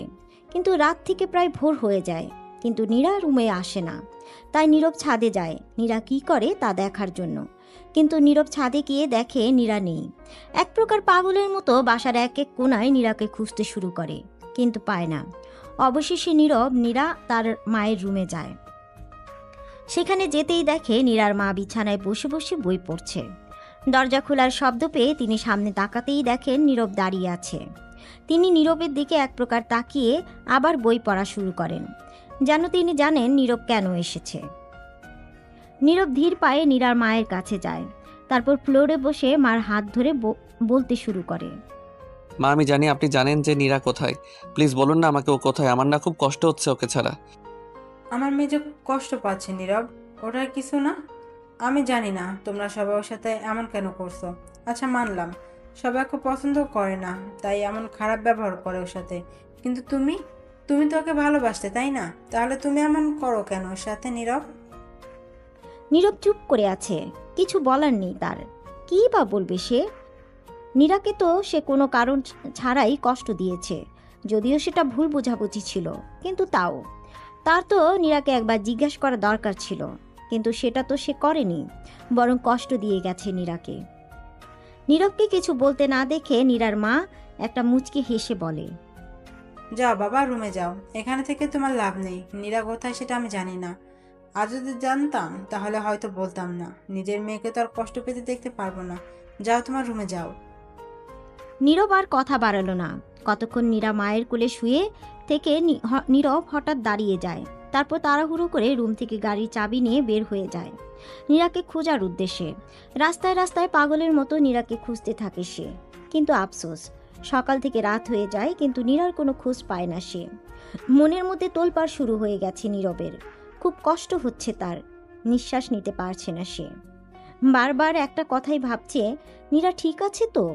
ওর সাথে কোনো খারাপ কিছু তো ঘটেনি? ভেবেই আত্মা কেঁপে ওঠে নীরবের। প্রায় অনেক রাতে সে বাসায় ফিরে। রুমে গিয়ে হাতের কাছে যা পায় সব ভাঙচুর করা শুরু করে দেয় আর নীরা নীরা বলে চিল্লাতে থাকে। জিনিস ছোড়াছুড়ির ফলে নীরবের কপালে একটা কাচের টুকরা লেগে কেটে যায়। ফলে রক্ত পড়া শুরু করে সেখান থেকে। কিন্তু তাতে কোনো প্রকার খেয়াল নেই নীরবের। প্রায় অনেকক্ষণ পর নীরব একটু শান্ত হয়। ফ্লোরে হাঁটু গেড়ে বসে কান্না শুরু করে। আজ চোখের পানি যেন বাদ মানছে না তার। হঠাৎ নীরব কারো পায়ের আওয়াজ পায়। পায়ের আওয়াজটা ধীরে ধীরে তার একদম কাছে চলে আসে। নীরবের সামনে কে যেন একটা সাদা শাড়ি পরে দাঁড়িয়ে আছে। নীরব মাথা তুলে তাকাতেই দেখে নীরা দাঁড়িয়ে আছে। সাথে সাথে নীরব দাঁড়িয়ে যায়। তারপর নীরাকে শক্ত করে জড়িয়ে ধরে কান্না শুরু করে দেয় আর বলতে থাকে, তুই এত খারাপ কেন নীরা? এভাবে কেউ চলে যায়? প্লিজ আর কখনো এভাবে যাবি না। আমার না খুব কষ্ট হয়। নীরবের এমন করায় নীরার অনেক কষ্ট হচ্ছে, কিন্তু তা সে প্রকাশ করেনি। নীরবকে নিজের কাছ থেকে সরিয়ে তাচ্ছিল্যের সাথে বলে, এইটুকুতেই এই অবস্থা? সত্যি সত্যি যদি চলে যেতাম তাহলে কি করতেন? আচ্ছা, আপনি না ডিভোর্সের কথা বলছিলেন? আমি কিন্তু রাজি। তুর্যের সাথে আমার খুব ভালো জমবে, তাই না? দেখবেন যখন আমার আর তুর্যের বিয়ে হবে তখন সবাই একটা কথাই বলবে, দে আর আ পারফেক্ট কাপল, তাই না? নীরার কথায় নীরব অবাক হয়ে নীরার দিকে তাকিয়ে থাকে। তারপর বলে, এমন কেন বলছিস নীরা? কেন? আপনি কি শুধু আপনার ভালো বোঝেন নাকি? আমিও বুঝি, তাই সিদ্ধান্ত নিয়েছি আপনাকে ডিভোর্স দিয়ে দিব। নীরার মুখে এসব শুনে নীরবের অনেক কষ্ট হচ্ছে, কিন্তু সে কিছু করতে পারবে না। সে তো নীরাকে বলেছিল তাকে ডিভোর্স দিতে আর তুর্যকে বিয়ে করতে। এখন তো নীরাও রাজি হয়ে গেছে। সে যা চেয়েছে তাই পেয়েছে, তাহলে আর নীরাকে দোষ দিয়ে লাভ কি? ভেবেই নীরব চোখের পানি মুছে নীরার পাশ কাটিয়ে চলে যেতে নিলে নীরা নীরবের হাত ধরে ফেলে।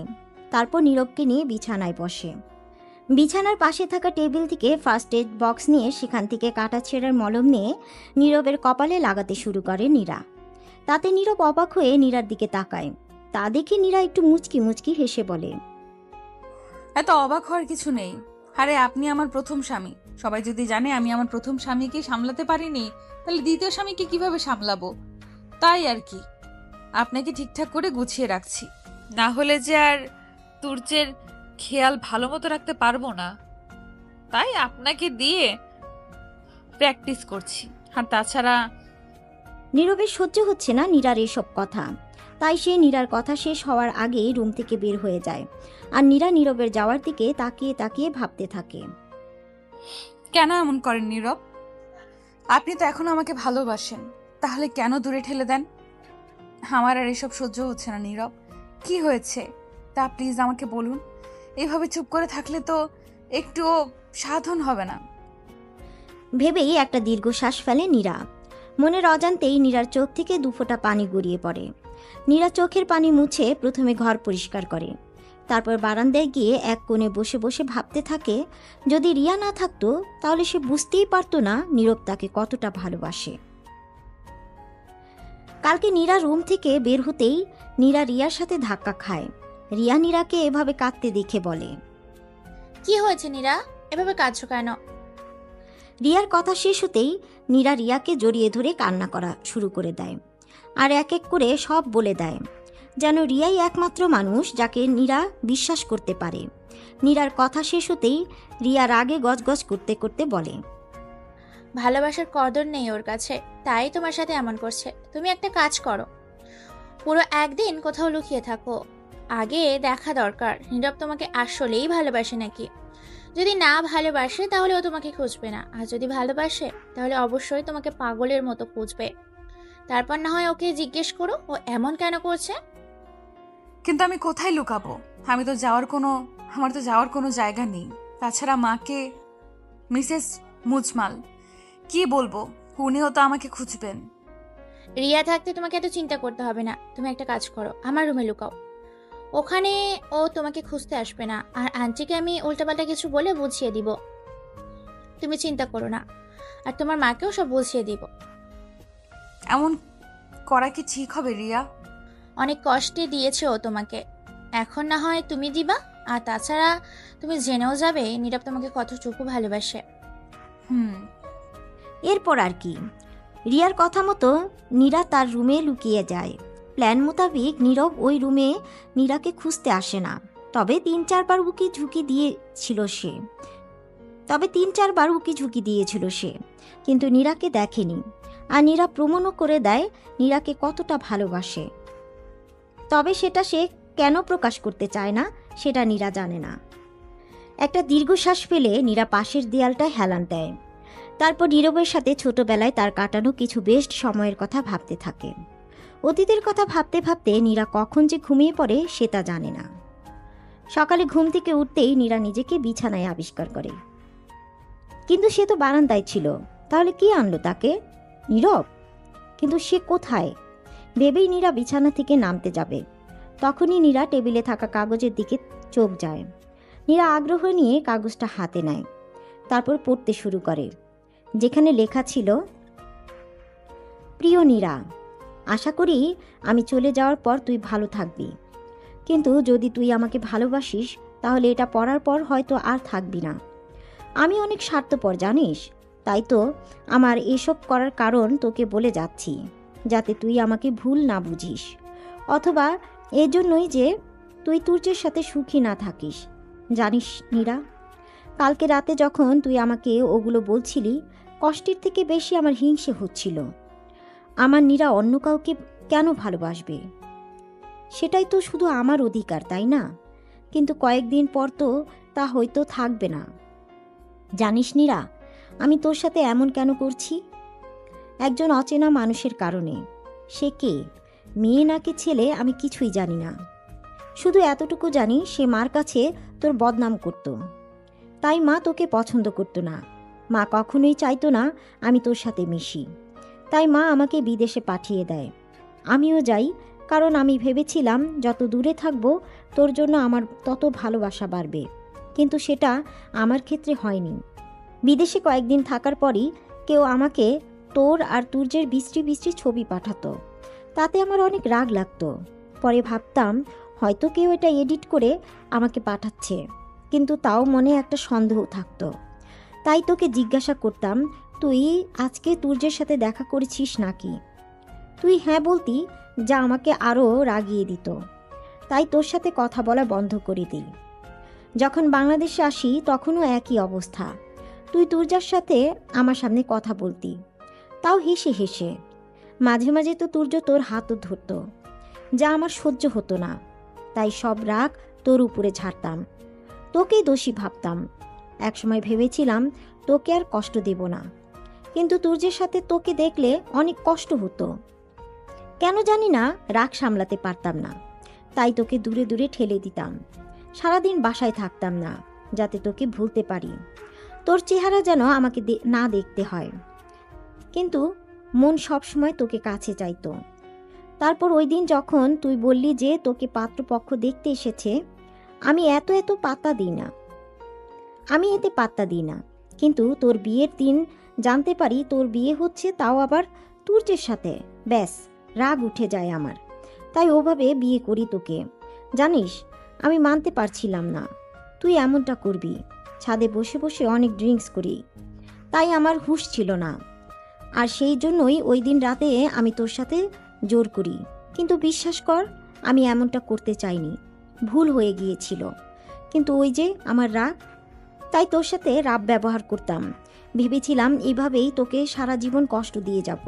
কিন্তু ওই যে তোকে ভালোবাসি, তাই তোকে কষ্ট দিলে আমারও কষ্ট হতো।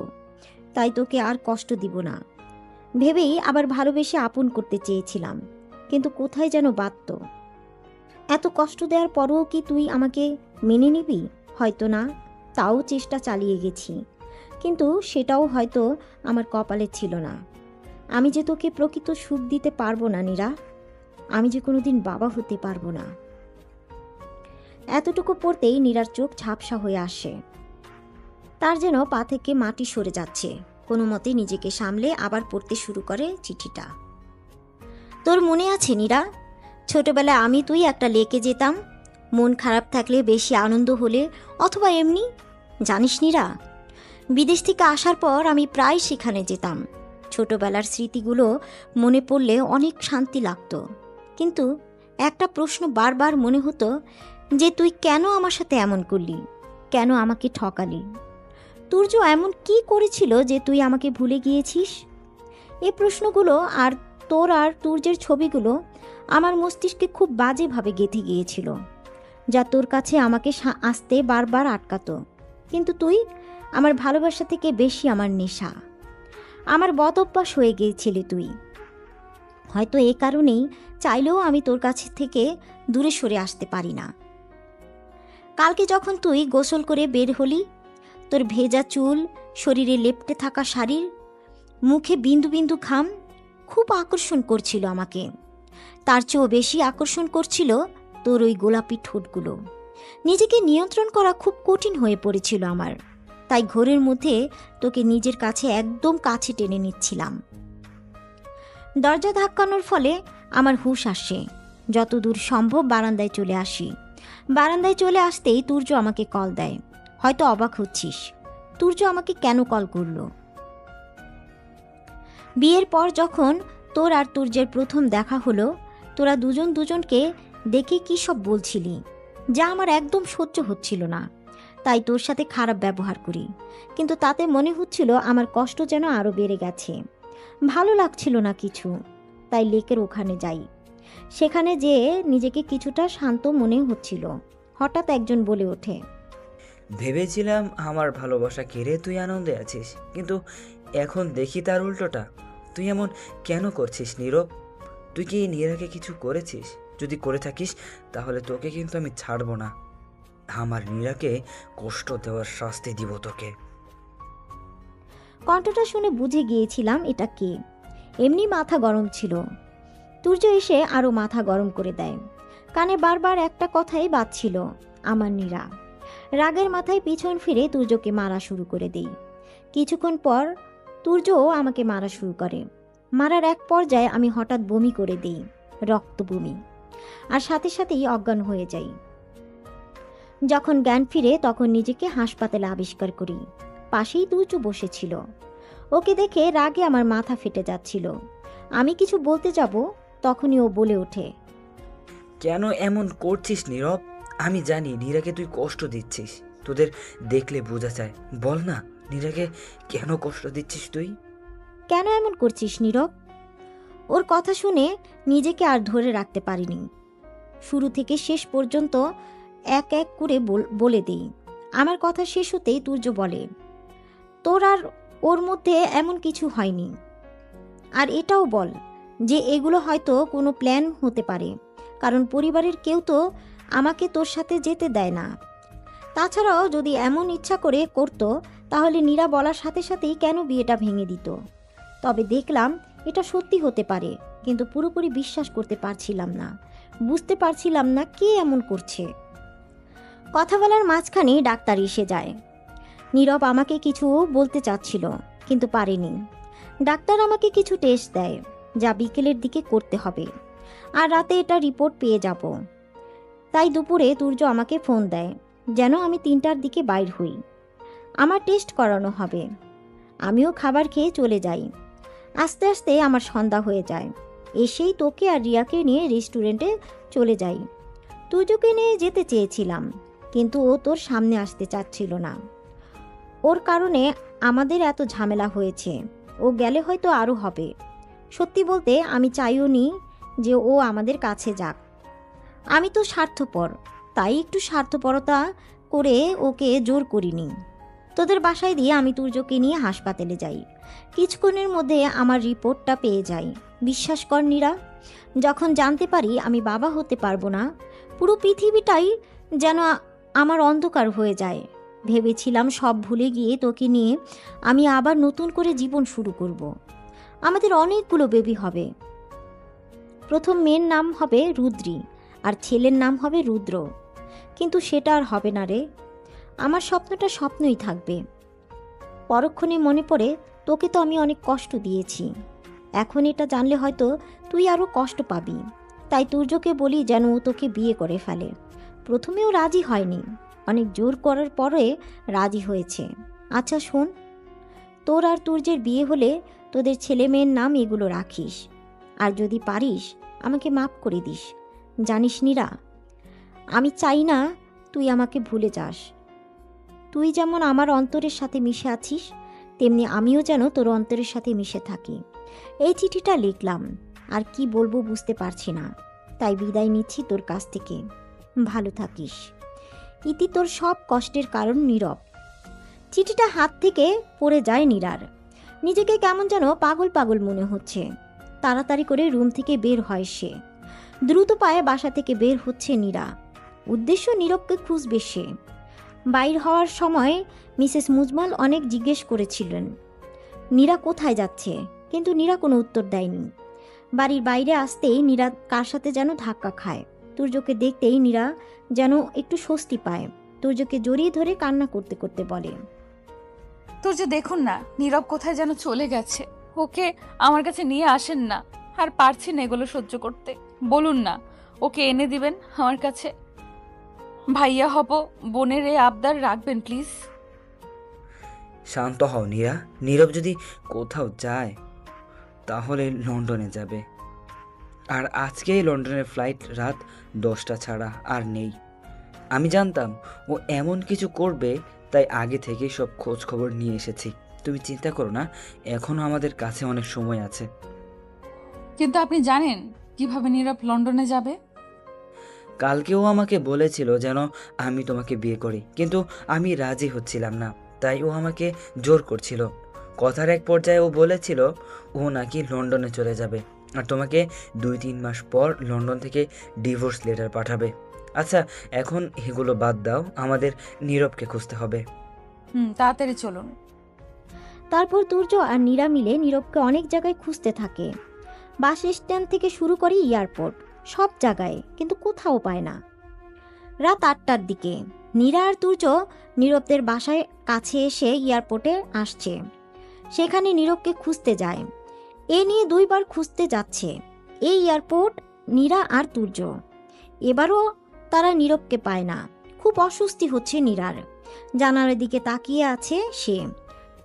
বাইরে সেই লেক দেখা যাচ্ছে যেখানে নীরা আর নীরব ছোটবেলায় আসতো। হঠাৎ নীরা কাউকে লেকে দাঁড়িয়ে থাকতে দেখে। গায়ের গরম দেখে মনে হচ্ছে এটা নীরব। নীরা তাড়াতাড়ি তুর্যকে গাড়ি থামাতে বলে। গাড়ি থামাতেই নীরা দৌড় দিয়ে ওই ছেলেটার দিকে এগোতে থাকে। ছেলেটার একটু কাছে যেতেই নীরা বুঝতে পারে এটা নীরব। মুহূর্তেই নীরা রেগে যায়।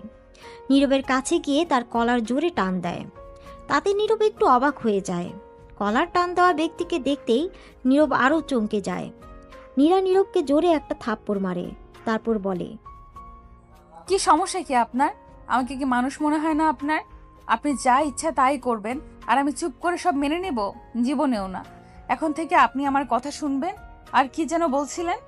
আমার সুখের জন্য আপনি আমার কাছ থেকে চলে যাচ্ছেন? আমি যেন কষ্ট না পাই সেজন্য চলে যাচ্ছে? কে বলেছিল আপনাকে আপনি চলে গেলে আমি সুখে থাকবো, আনন্দে থাকবো? আরে আমার আনন্দ তো আপনার মাঝে। আচ্ছা সন্তানই কি সব? বেবি তো অ্যাডপ্টও করা যায়, তাই না?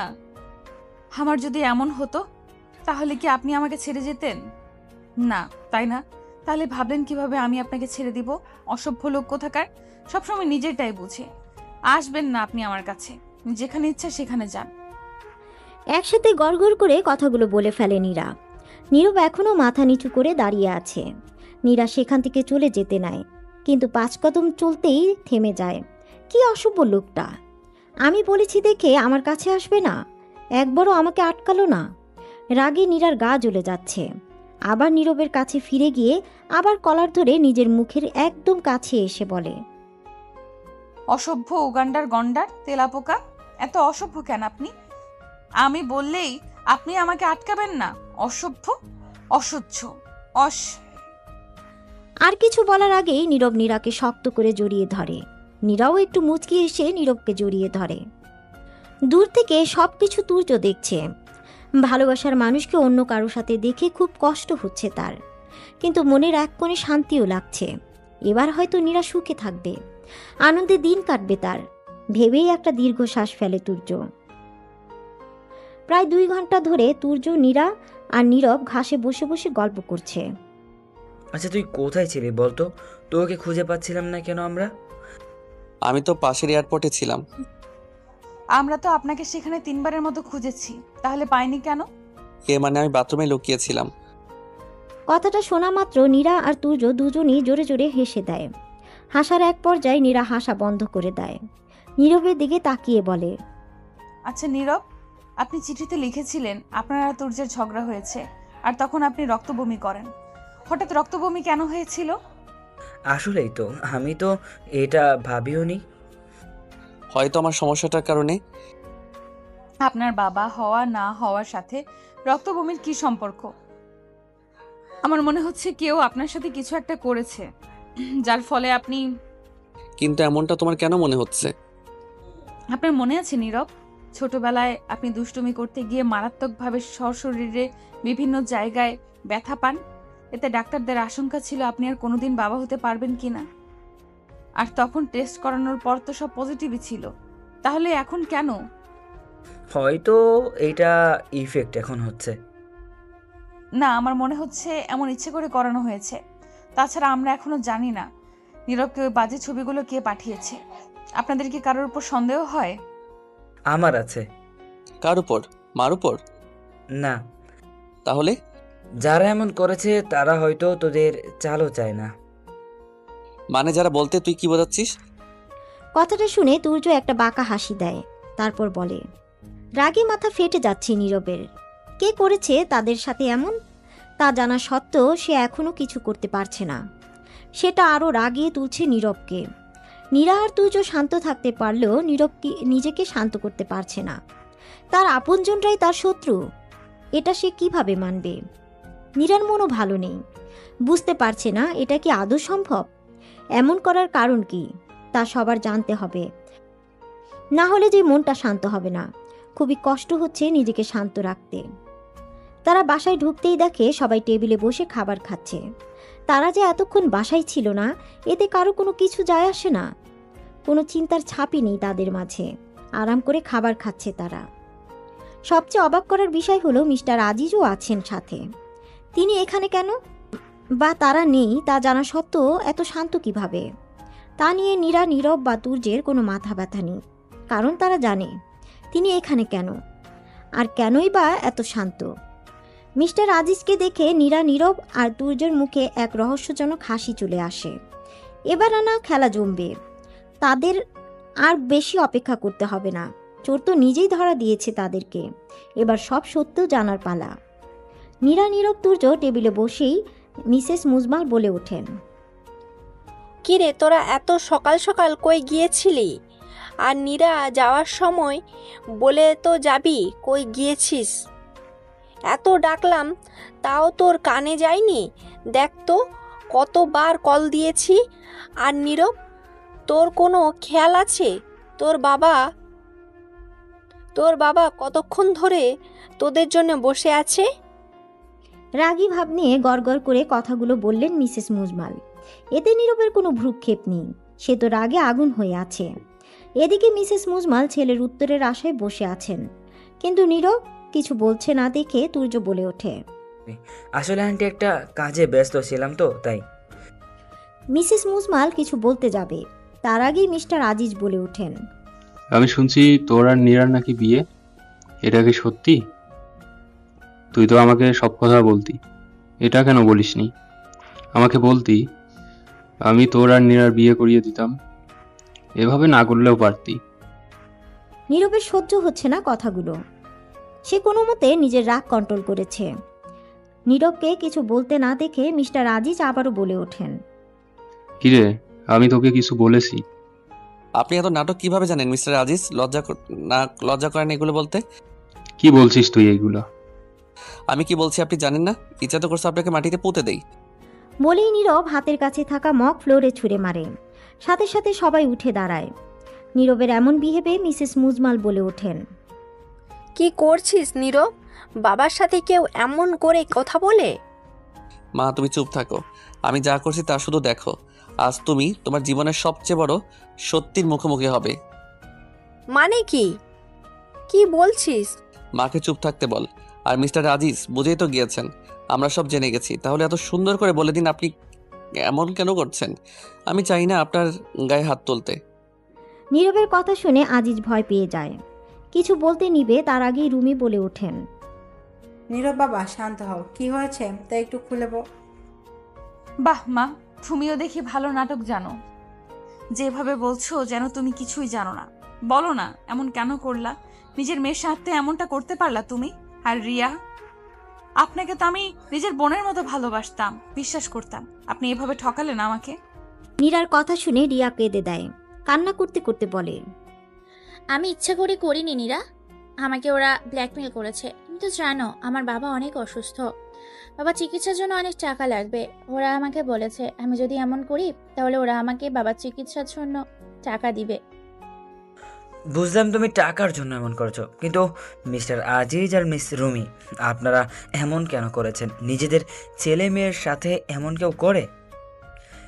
মিস রুমি, আপনি তো নীরাকে এত ভালোবাসতেন, তাকে আপনি এভাবে কেন করলেন?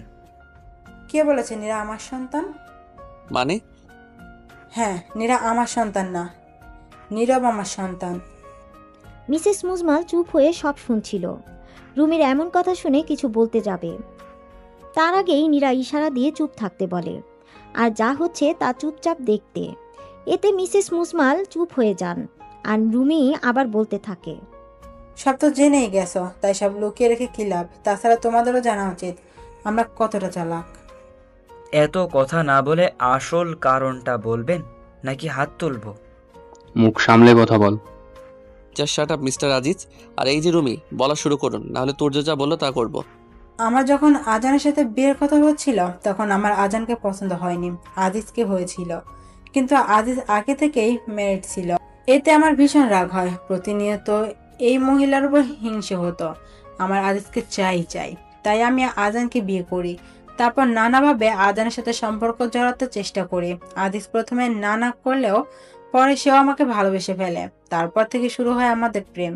বিয়ের কয়েকদিন পরে আমি জানতে পারি আমি প্রেগনেন্ট। আমি খুব ভালো করে জানতাম এটা আজানের না, আজিজের সন্তান, কারণ আজানের সাথে আমার তেমন কোনো সম্পর্কই ছিল না।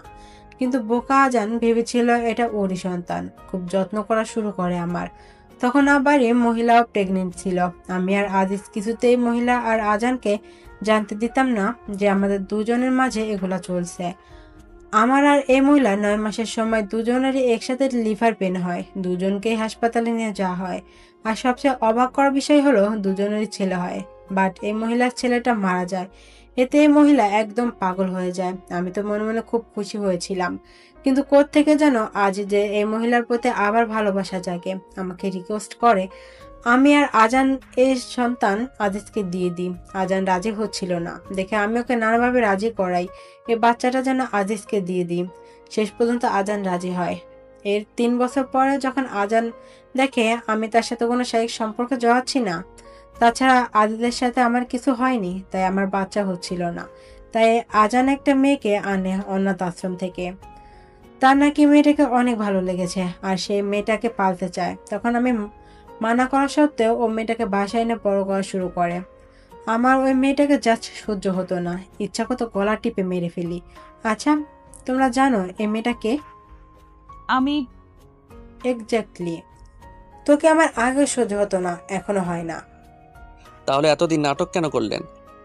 নীরব কথা শুনে রুমি একটা মুচকি হাসি দেয়, তারপর বলে, আজান অনেক সাথেই ছিল। ও প্রথম থেকেই জানতো আমার আজিজের মাঝে কিছু চলছে, কিন্তু কিছু বলেনি। যখন দেখে আমি নীরার সাথে খারাপ ব্যবহার করি তখন ও আমাকে থ্রেট দেওয়া শুরু করে।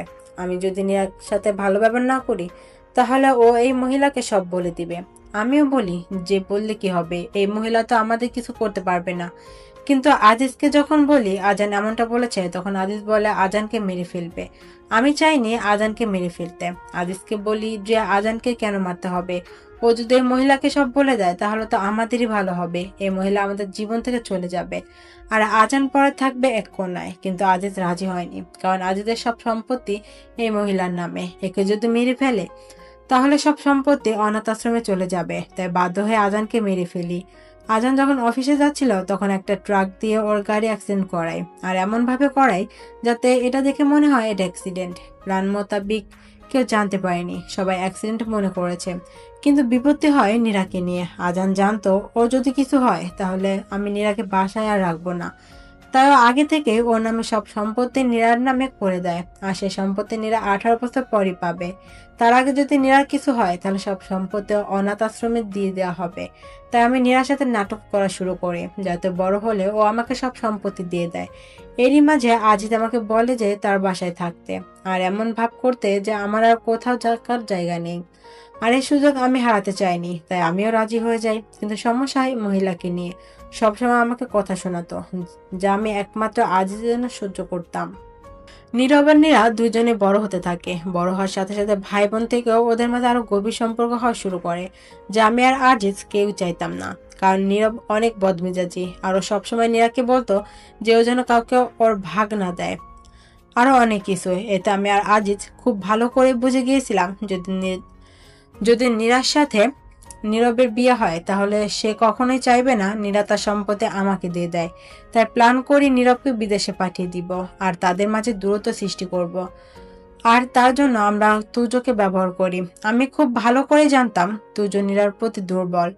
ওর নীরার প্রতি এত কেয়ারে আমি আরো শিওর হয়ে যাই। তুজো যখন নীরার কেয়ার করতো তখন আমরা সবাই মিলে তার ছবি তুলতাম আর নীরবকে এডিট করে পাঠাতাম, যা দেখে নীরব নীরার সাথে যোগাযোগ বন্ধ করে দেয়।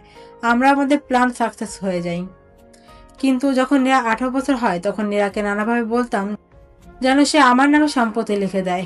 কিন্তু আমার সাথের মেয়ে বলে কিনা তা যখন বিয়ে হবে তখন সে আমাকে তার সব সম্পত্তি উপহার দিবে, তাই এখন দিবে না। কোনোভাবেই আমার নামে সম্পত্তিগুলো করতে পারছিলাম না। এর মাঝে আবার নীরব চলে আসে বাংলাদেশে। সে আবার নীরার প্রতি দুর্বল হতে থাকে। তাই এবার প্ল্যান করি যে তুজের সাথে নীরার বিয়ে দিব, আর তখন নীরার কাছ থেকে সব সম্পত্তি আমার নামে লিখে নিব। কিন্তু বিয়ের দিন নীরব তোকে বিয়ে করে ফেলে, আর আমরা জানতাম নীরা এখন আর আমাদের সম্পত্তি দিবে না, কারণ নীরব দিতে দিবে না। তাই এবার প্ল্যান করি নীরবকে এমন একটা ওষুধ খাবো যাতে ও বাবা হতে না পারে। প্রথমে চেয়েছিলাম নীরার সাথে এমন করব, কিন্তু ভয় ছিল তুজো যদি জানে নীরা মা হতে পারবে না তাহলে হয়তো নীরাকে বিয়ে করবে না। কিন্তু নীরবকে এমন করলে আমরা সম্পত্তি পাবো, কারণ আমরা জানতাম নীরব যদি জানে ও কখনো বাবা হতে পারবে না তাহলে সে নীরাকে ছেড়ে চলে যাবে। আর আমরা এতে শিওর ছিলাম, কারণ আজিজকে নীরব তার সবকিছু বলতো, ইভেন নীরাকে যে ও ভালোবাসে তাও বলেছে। তাই আজিজ আন্দাজ করেছিল এমন করলে নীরব চলে যাবে, আর এর জন্য রিয়াকে মহড়া বানাই। ওর অসহায়ত্বের সুযোগ নিয়ে ওকে দিয়ে নীরবের খাবার একটা করে ওষুধ দিতাম।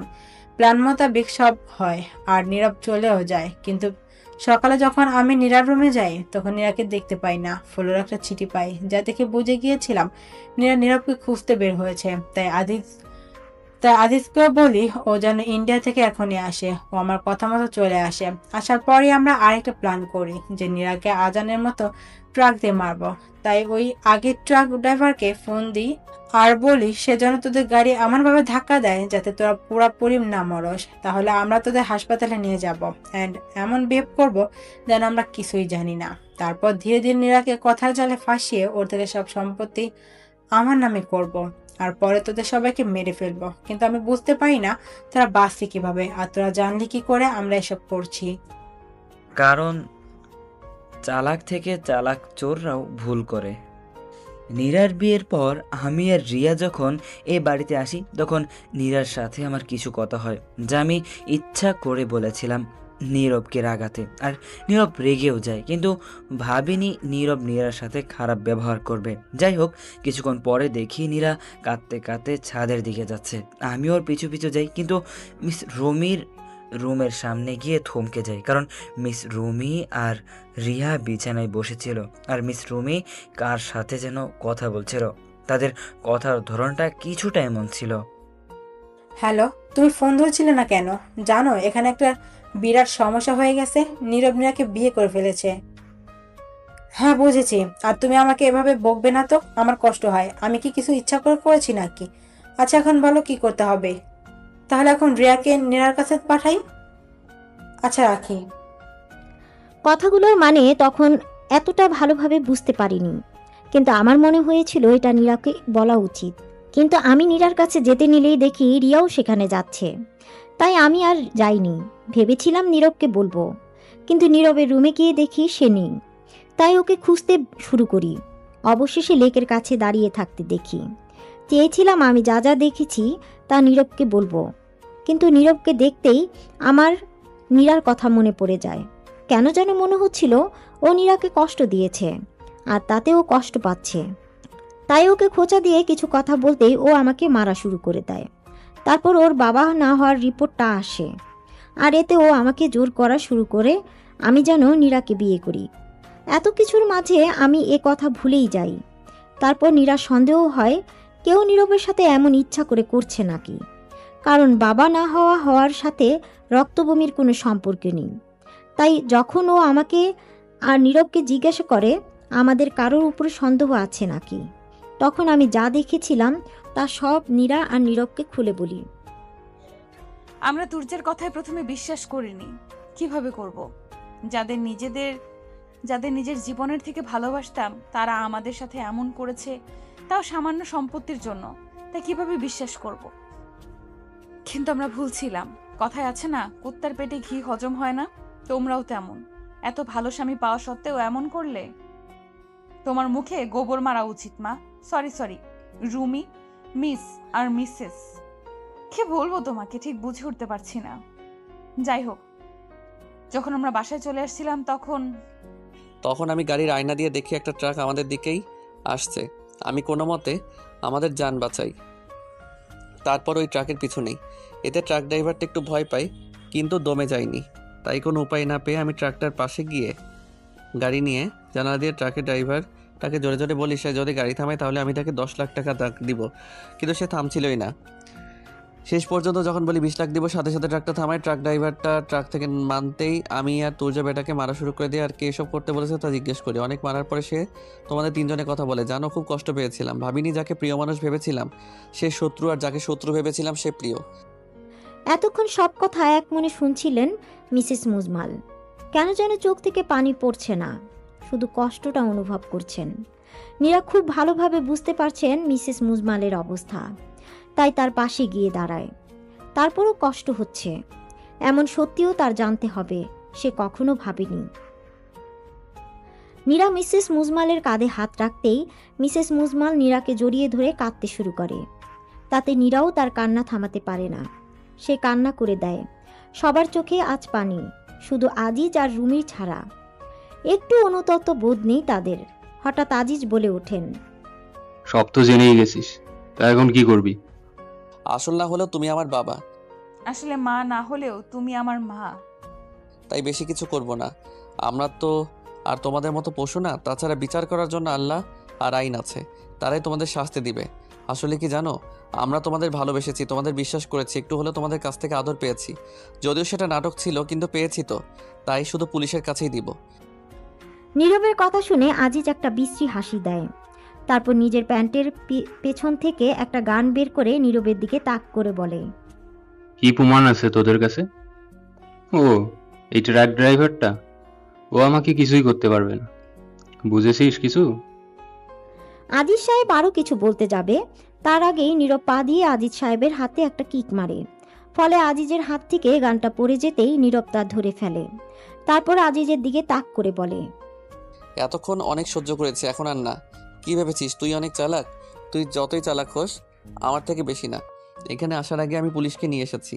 আর তোর যে শার্টটা দেখছিস না, ওই শার্টের 2 নাম্বার বোতামে ক্যামেরা আছে। তুই এতক্ষণ যা যা বলেছিস আর করেছিস সব রেকর্ড হয়ে গেছে ওইটাই, বুঝেছিস?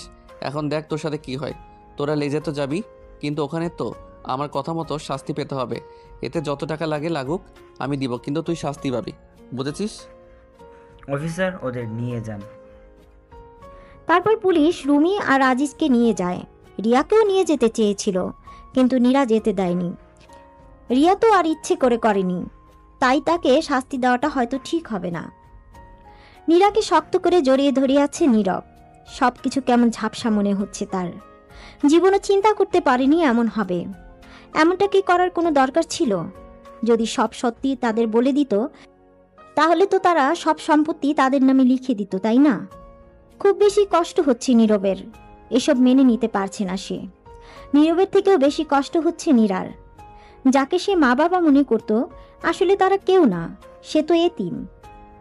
হঠাৎ নীরব বলে ওঠে, আচ্ছা নীরা, এমনটা না হলেও তো পারতো। আমার না কেমন জানি লাগছে। আমি মার ছেলে না, ওই জানোয়ারের ছেলে। ইচ্ছা তো করছে নিজেকে শেষ করে দিতে। এমন বলতে নেই নীরব। আপনারাই যদি এমন মনে হয় তাহলে আমার কি হবে? আপনি তো তাও জানেন আপনার মা বাবাকে, কিন্তু আমি তো জানি না আমার বাবা মাকে। যাকে মা ভেবেছিলাম সে পদে পদে আমাকে ঘৃণা করে। তাহলে আমার কি করা উচিত? তাছাড়া মার কি করা উচিত? তিনি তো তার স্বামীর থেকে প্রতারণার শিকার হয়েছেন। তার কেমন লাগছে বলতে পারেন? এভাবে ভেঙে পড়লে চলবে না নীরব। জানেন মাকে কত কষ্ট করে শান্ত করানো হয়েছে। জোরে জোরে চিল্লাচ্ছিলেন তিনি। এভাবে কাঁদতে আমি তাকে কখনো দেখিনি। শেষ পর্যন্ত তো তাকে ঘুমের ওষুধ দিতে হয় আমার। আমি ওই জানোয়ারদের ছাড়বো না। আমার সব কষ্টের মূল্যে তারা আছে। আমার বাবা হওয়ার সুখও তারা নিয়ে নিয়েছে। আমি তাদের কঠিন শাস্তি দিব। নীরব কথা বলতে বলতে বেশ উত্তেজিত হয়ে যায়। নীরা নীরবকে আর একটু শক্ত করে জড়িয়ে ধরে। মাথায় হাত বুলাতে বুলাতে বলে, একটু শান্ত হন প্লিজ। ওদের শাস্তি আপনার দিতে হবে না। দেখবেন ইনশাআল্লাহ আল্লাহ তাদের শাস্তি দিবেন। আমার কিছু ভালো লাগছে না নীরা। আমার খুব কষ্ট হচ্ছে। তুই না থাকলে আমি যে কিভাবে থাকতাম, এত কিছু সামাল দিতে পারতাম না আমি। আপনার কারণেই তো এত কিছু হয়েছে। না আমি থাকতাম, না এই সম্পত্তির ঝামেলা। এখানে তোর কোনো দোষ নেই, সব দোষই জানোয়ারদের। আমরা হওয়ার আগ থেকে ওরা ওদের জানোয়ারগিরি করতো। নীরব শান্ত হন, একটু ঘুমানোর চেষ্টা করুন, ভালো লাগবে। নীরা বলতেই নীরব নীরার ঘাড়ে মুখ ডুবিয়ে দেয়। তারপর নীরার ঘাড়ে একটা চুমু দিয়ে ঘুমিয়ে পড়ে।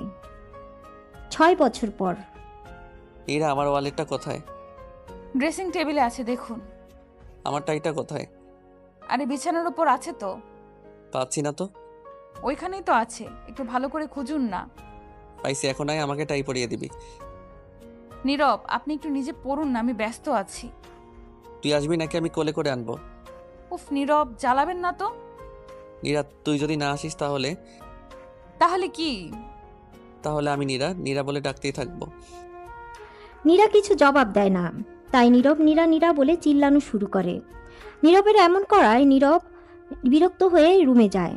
রুমে ঢুকতেই দেখে নীরব হাতে ফোন নিয়ে তা টিপছে আর নীরা নীরা বলে চিল্লাচ্ছে।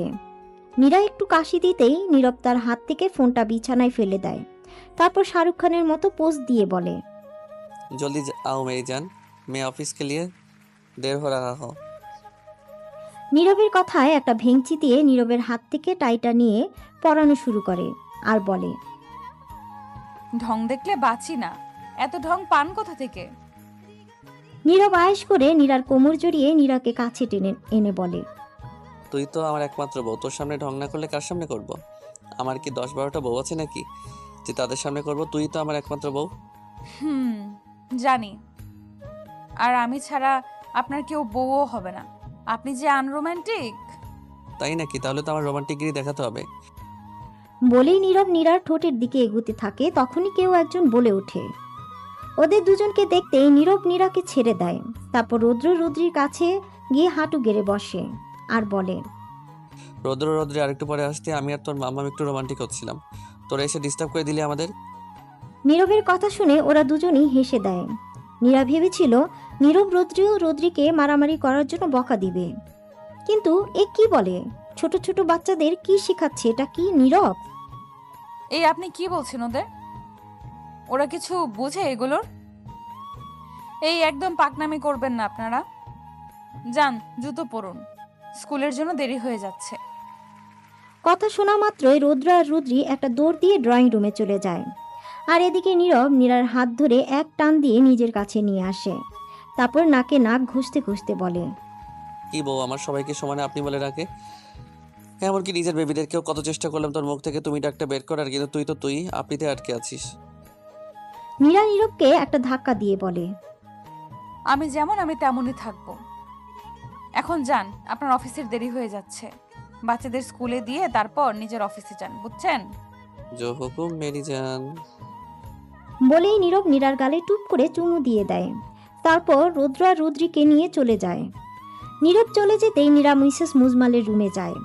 সেখানে যেতেই দেখে তিনি বিছানায় বসে বসে তসবি পড়ছেন। নীরা তার পাশে বসতেই তিনি বলে ওঠেন, নীরব চলে গেছে। জি।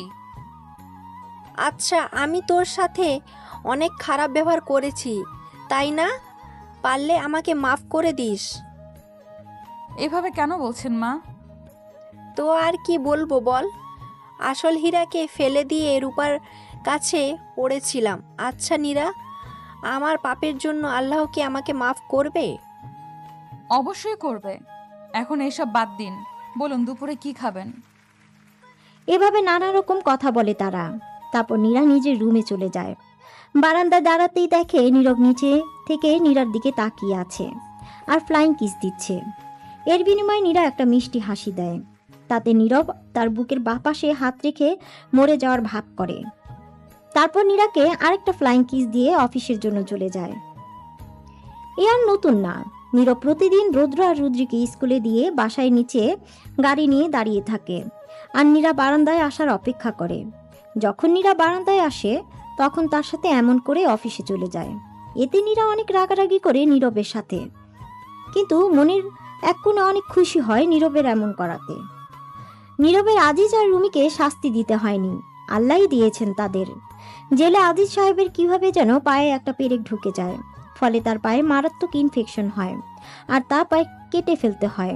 অন্যদিকে রুমির গায়ের চামড়া পচে গেছে, খুব দুর্গন্ধ বের হয় তার গা থেকে। কেউ তার কাছে যেতে চায় না। সারাদিন তিনি একা একা থাকেন, সঙ্গ দেওয়ার কেউ নেই। আর তুর্য সেও ভালো আছে। রিয়ার বাবাকেও চিকিৎসা করানো হয়েছে যাতে তিনি একদম সুস্থ। আর নীরা নীরব খুব সুখে আছে, আনন্দে কাটে তাদের প্রতিটা দিন। রুদ্র আর রুদ্রি নীরব আর নীরার সন্তান। নীরবের বাবা না হওয়াটা জন্মসূত্রে না, তাই ডাক্তার বলেছিল যদি ট্রিটমেন্ট করানো হয় তাহলে নীরবের বাবা হওয়ার সম্ভাবনাটা 50%, আবার না হওয়ার সম্ভাবনাটা 50%। তাও তাদের বনে তো একটু আশার আলো জেগেছিল, তাই যথাসম্ভব চেষ্টা চালিয়ে গেছে তারা। আর তার শেষ ফলস্বরূপ নীরা আর নীরব পেয়েছে রুদ্র আর রুদ্রিকে। খুব সুখে আছে তারা। খুব গর্ব করে বলে নীরা সে ভালো আছে। সম্পর্কের শুরুটা খারাপ হলেও শেষটা ভালো।